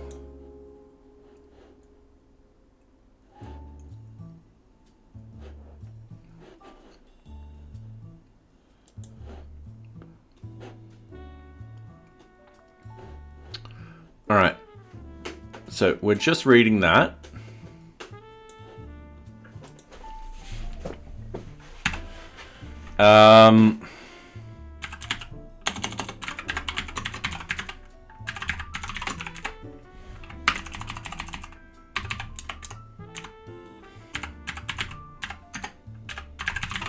We should always clean up like that.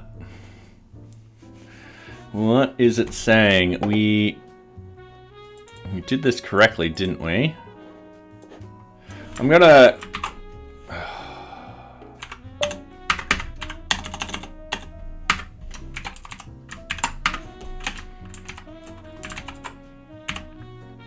gonna do that. Did I say hi? Just clicked. I was listening. Hey, Jay. How are you?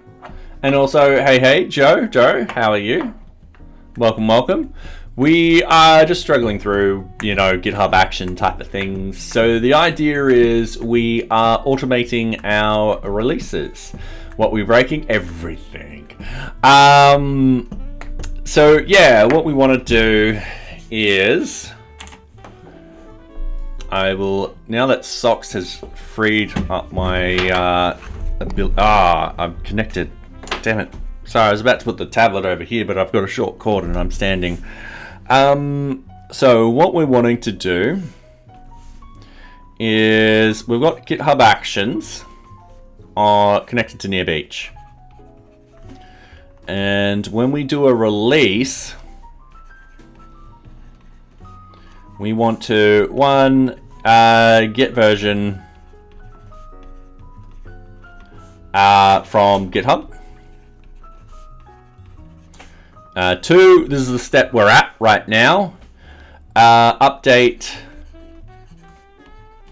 init file with version. And then 3 will be updating the Pi project file. We haven't got to that yet because we don't know what to do. Essentially, the idea is when we do a release, it'll update particular files for us automatically, so we don't need to worry about it at all in the source code. From there, it will do a deployment to PyPI using the Pi project TOML file. And once that's done, it'll collect the static like usual, and then it will, hopefully, fingers crossed, it will do other stuff. So, yeah. Just figuring all that out at the moment, step by step. I do got to be careful. So yeah, all right, this succeeded. This is good. So yeah, we're just doing step by step at the moment.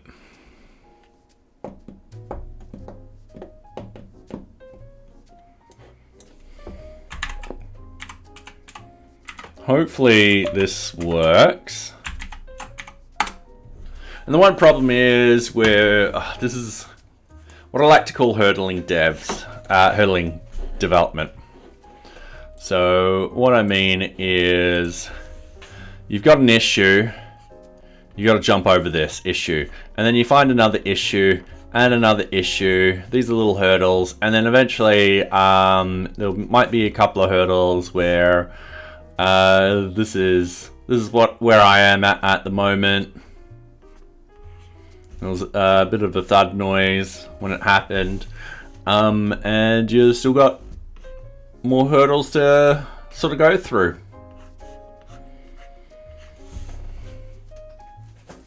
So yeah, that's what I'm doing at the moment.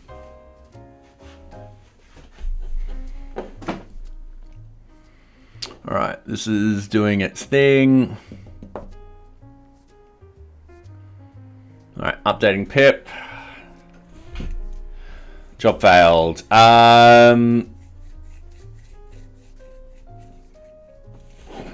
Unsupported operation, right. Oh, have I been really stupid and not actually told it I can write to this file? Right. Yep.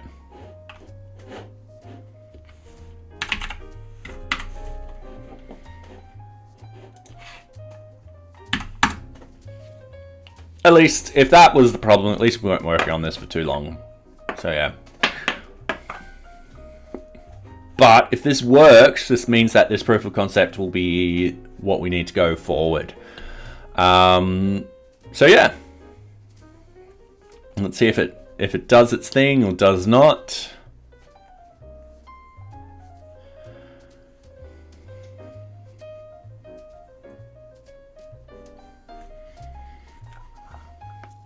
And I know this will take, hopefully won't take too many weeks to do. So yeah, fingers crossed. You know, all right, cool. Yep, it's updating the pip stuff. Post it up to Python. All right, cool. Moment of truth. Let's go to the init. I'm just going to close it.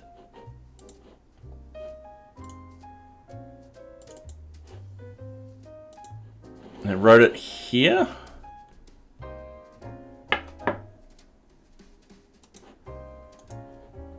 All right.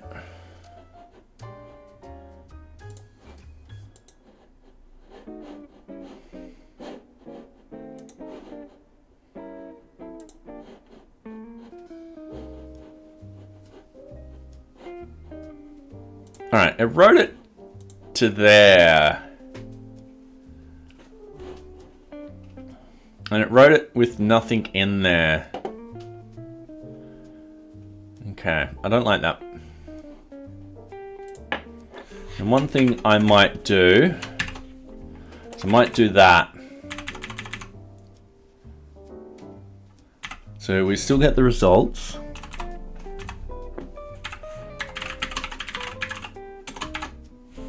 We print the result because I still want to see the result.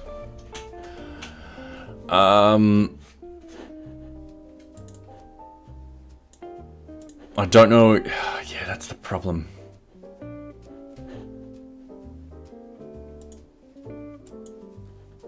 Should be doing it under here and then hitting this. All right, let's just try that again.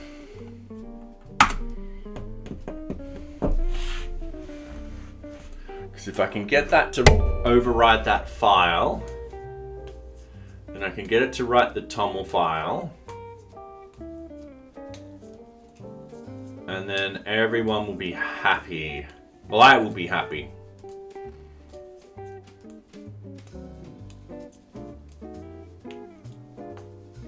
And I can simplify my code and do quite a lot of inline stuff because it's not overly complicated.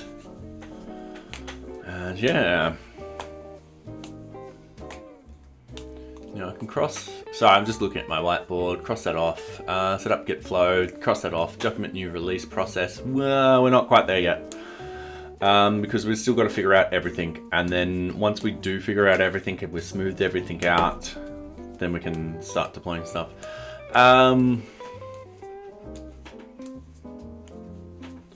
Okay, upgrading pip.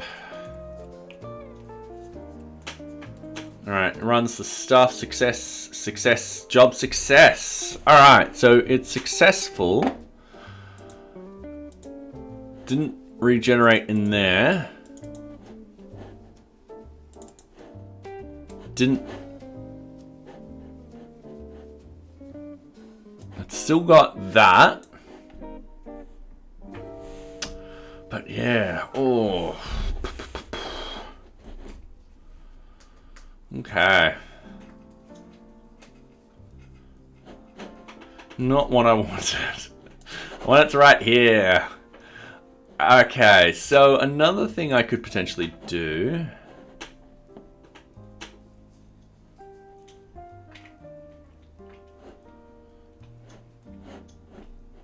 Because it's reading the correct file. It's just not overriding this.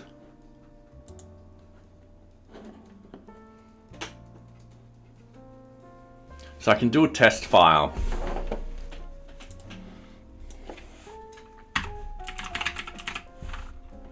Like so. I can minimize everything, reopen up this.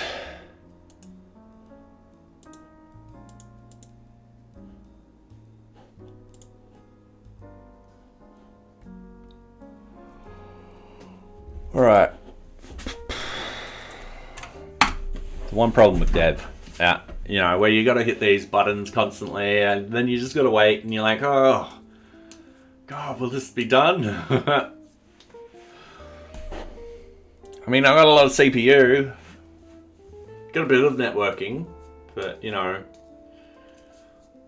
Got plenty of RAM.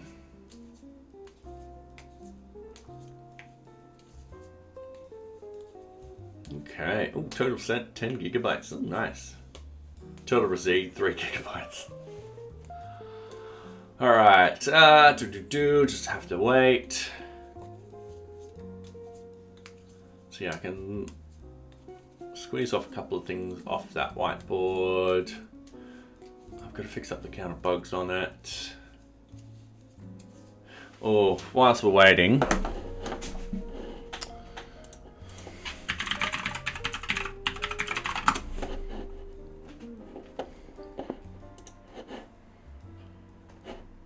Alright, it successfully did it. Let's ls. Is there a test.py? Text. No, there isn't. Then where would it have put that file?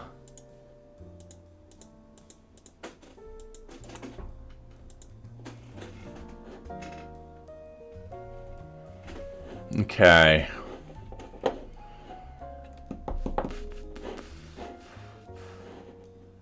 Now, it's saying it's generating it.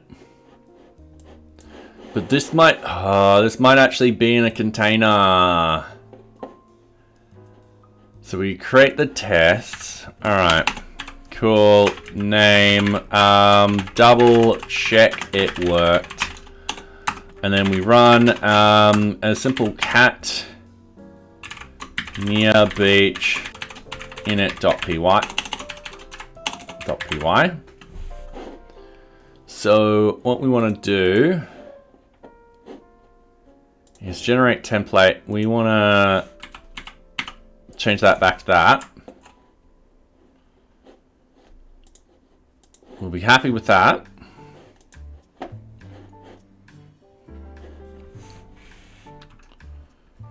And then what we need to do is just do that. Whilst that's happening, sorry, counter bugs. All right, we can actually update our bug status. Okay, so we currently only have 11 bugs. 11, none. We've done release that, and today is the 19th.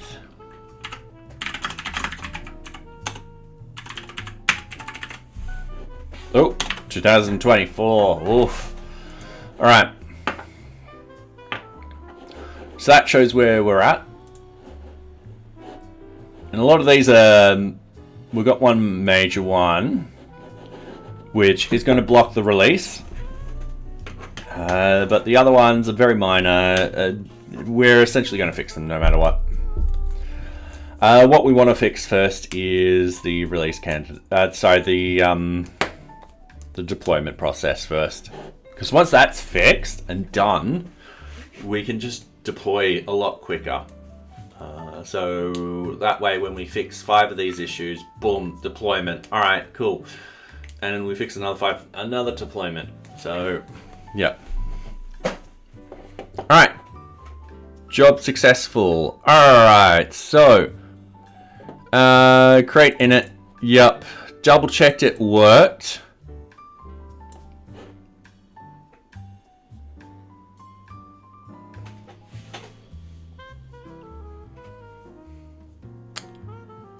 Yeah, that didn't do what I wanted. I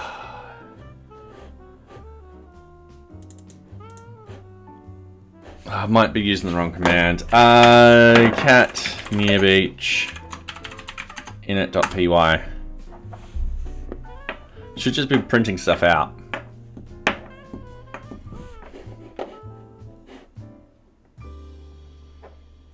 Cat.NearBeach. Yep, alright.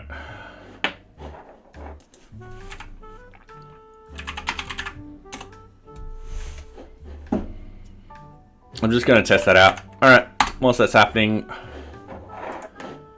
So yeah, counter bugs done. So that should update. If we go to the blogs, I should update here.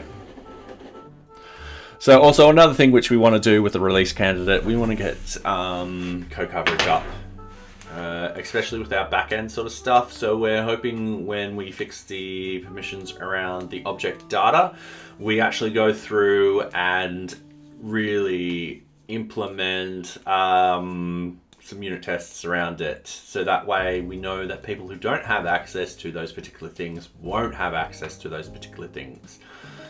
So yeah, we'll hopefully bump up our unit coverage, so forth like that. With the front end coverage, yeah, we've got to start mocking up stuff and all that kind of fun stuff. So yeah. All right. Yeah, we've got to depreciate that and all that. It's going to be a busy month. The month's a week and a half off to finishing. I'm just like, damn it. Why do I overload myself with all of this? I'm like, oh, damn it. Replace Webpack with Fight. Oh, that's going to be fun. All right, so. Perfect. No, I just missed before. All right, cool. It did work before. I just, I needed this to be in there to be like, all right, cool, that's connected with that. So it looks like that is working. It looks like in the code, it doesn't update the code because this happens in a container. So that's the reason why. All right, now we just need to create a TOML file. So we're rather happy with all of that. And then what we need to do is with our generate templates with that output file, and then we close it.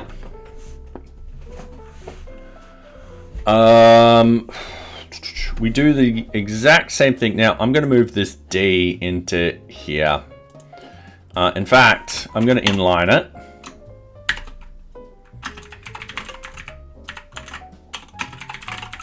Like so. Oh, it doesn't like those. It wants it like that. So then I can get rid of this and make it very streamlined. So, and then we need to create the py project.toml file with open. And then we go .github. You know what? It's just going to be easier if I go to dit read as input file. All right, and then do its thing. And then what we do over here, we go all the way down. We go GitHub. We had it deployment files.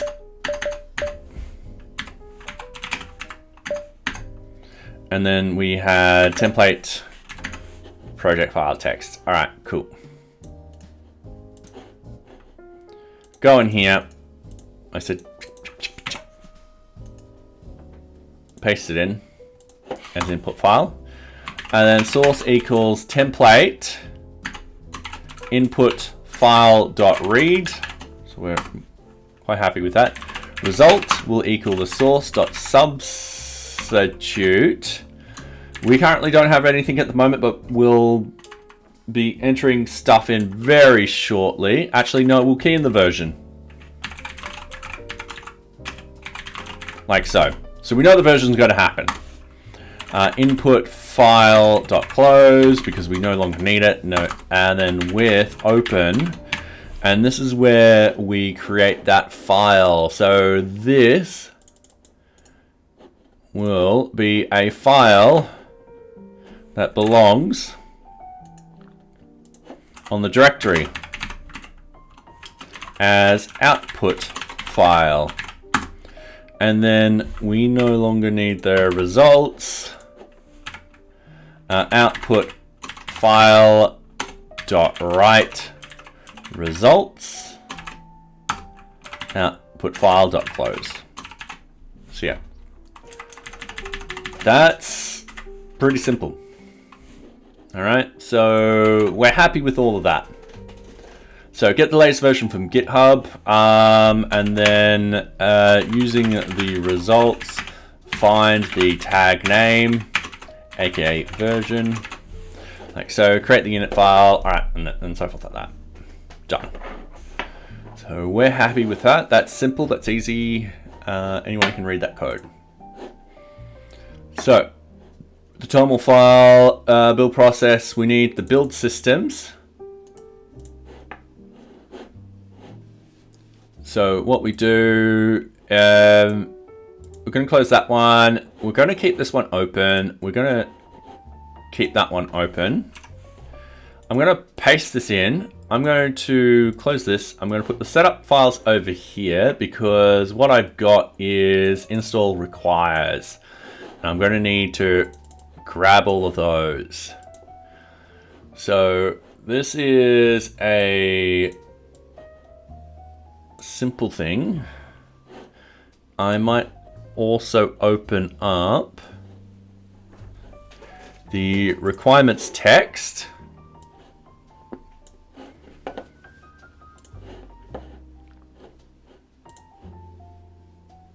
Don't need packages. No longer need temp. So what I need to do, I need to state Django greater or equal to, this is where I looked this up.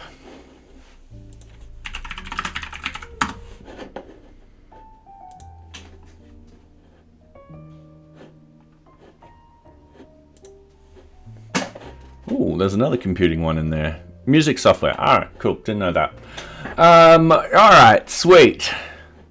We want to scroll down to the versions. 3.2. Anything greater than 3.2 we want. Technical. When does that finish? April of this year. Ooh. 4.2 it is. All right. We'll go back to this. I'm actually copying this for reference down here. Got to paste it in. All right, setup tools. Django greater than that. Then we need simple JSON pillow, whereas greater or equal to 10.0.1. URL lib3. Bodo 3, Azure Storage Blob, Azure Identity, and of course pip with greater or equal to 19.2. All right. So we're happy with that. Metadata generation. Once the build environment has created with pip, yep.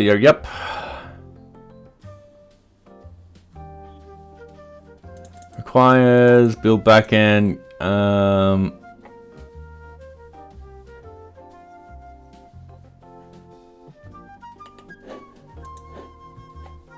right. So I'm just having a quick look through all of this. Okay, project toml, getting started.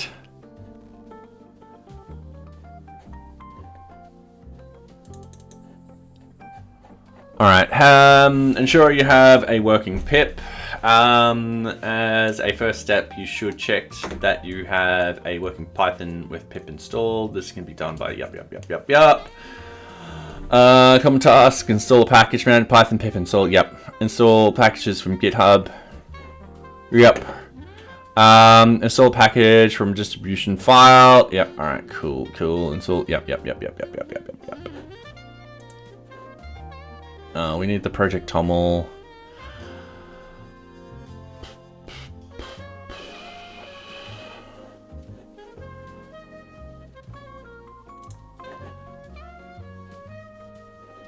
All right. Like, documentation isn't that heavy, is it? It's literally just build system. But what with the old setup file, I've got so I've got requires, I've got classifiers.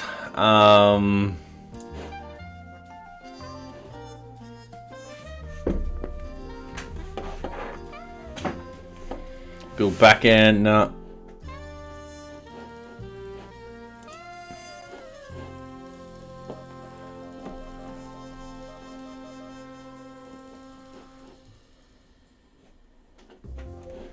All right.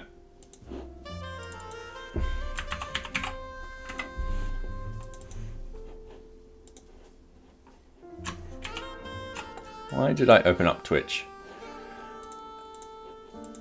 I think that had that. I was grabbing that and then I clicked on Twitch. All right, cool. Toml example.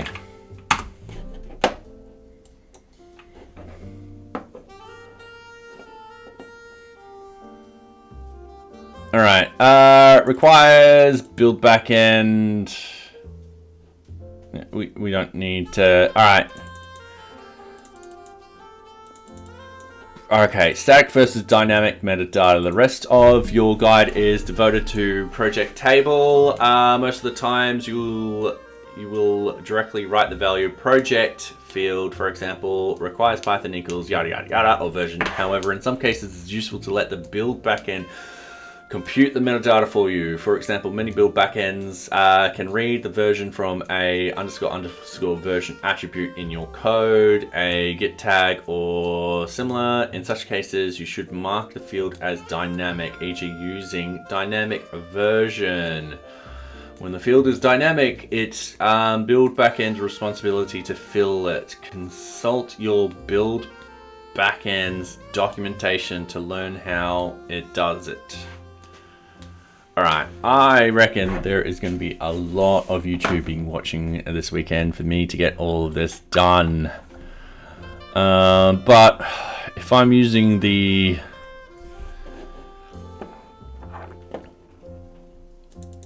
Okay, basic information, project. So now we've got this. So I don't think this is correct, but we can come back to it. So name.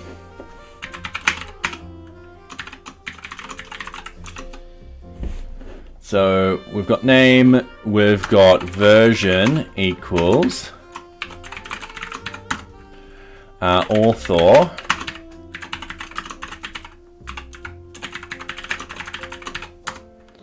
Author email. Description.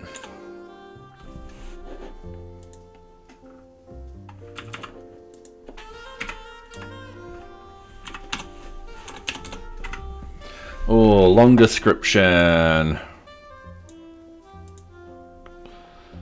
All right, 1, 2, 3.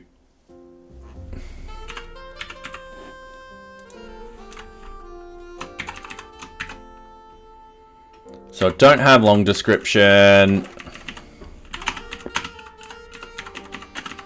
So I'm just going to put at the moment.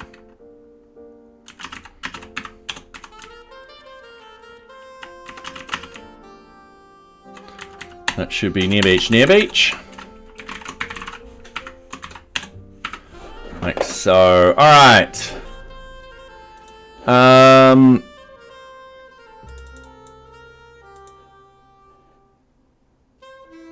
All right, I'm going to have to look at the dynamic stuff.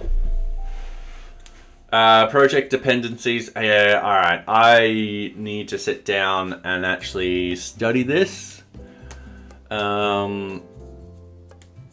Yeah.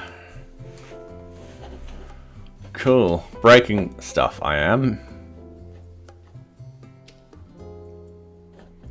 And then I got to do something like that. All right, cool. Maintainers. Yep. All right. Yep. Cool. So this is probably incorrect. Yeah, not a problem.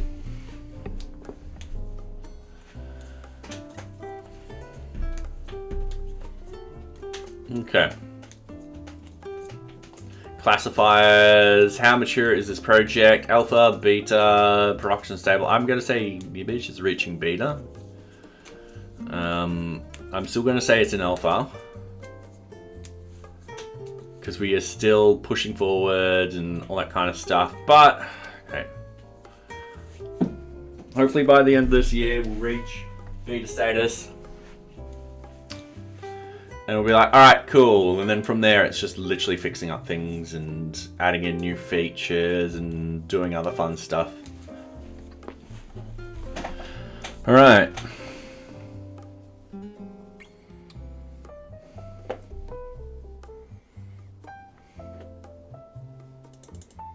Yeah, I think.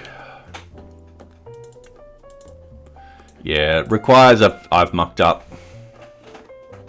Requires Python, yep.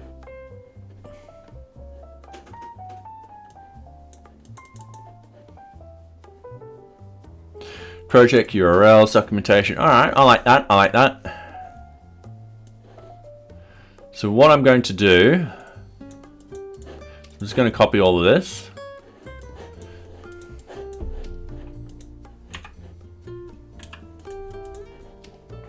Gonna paste it in there. We'll figure it out. And then I'm just gonna go version. And what I want to do is I want to cat that. Yeah, cool. And then I'm just gonna run this one last time.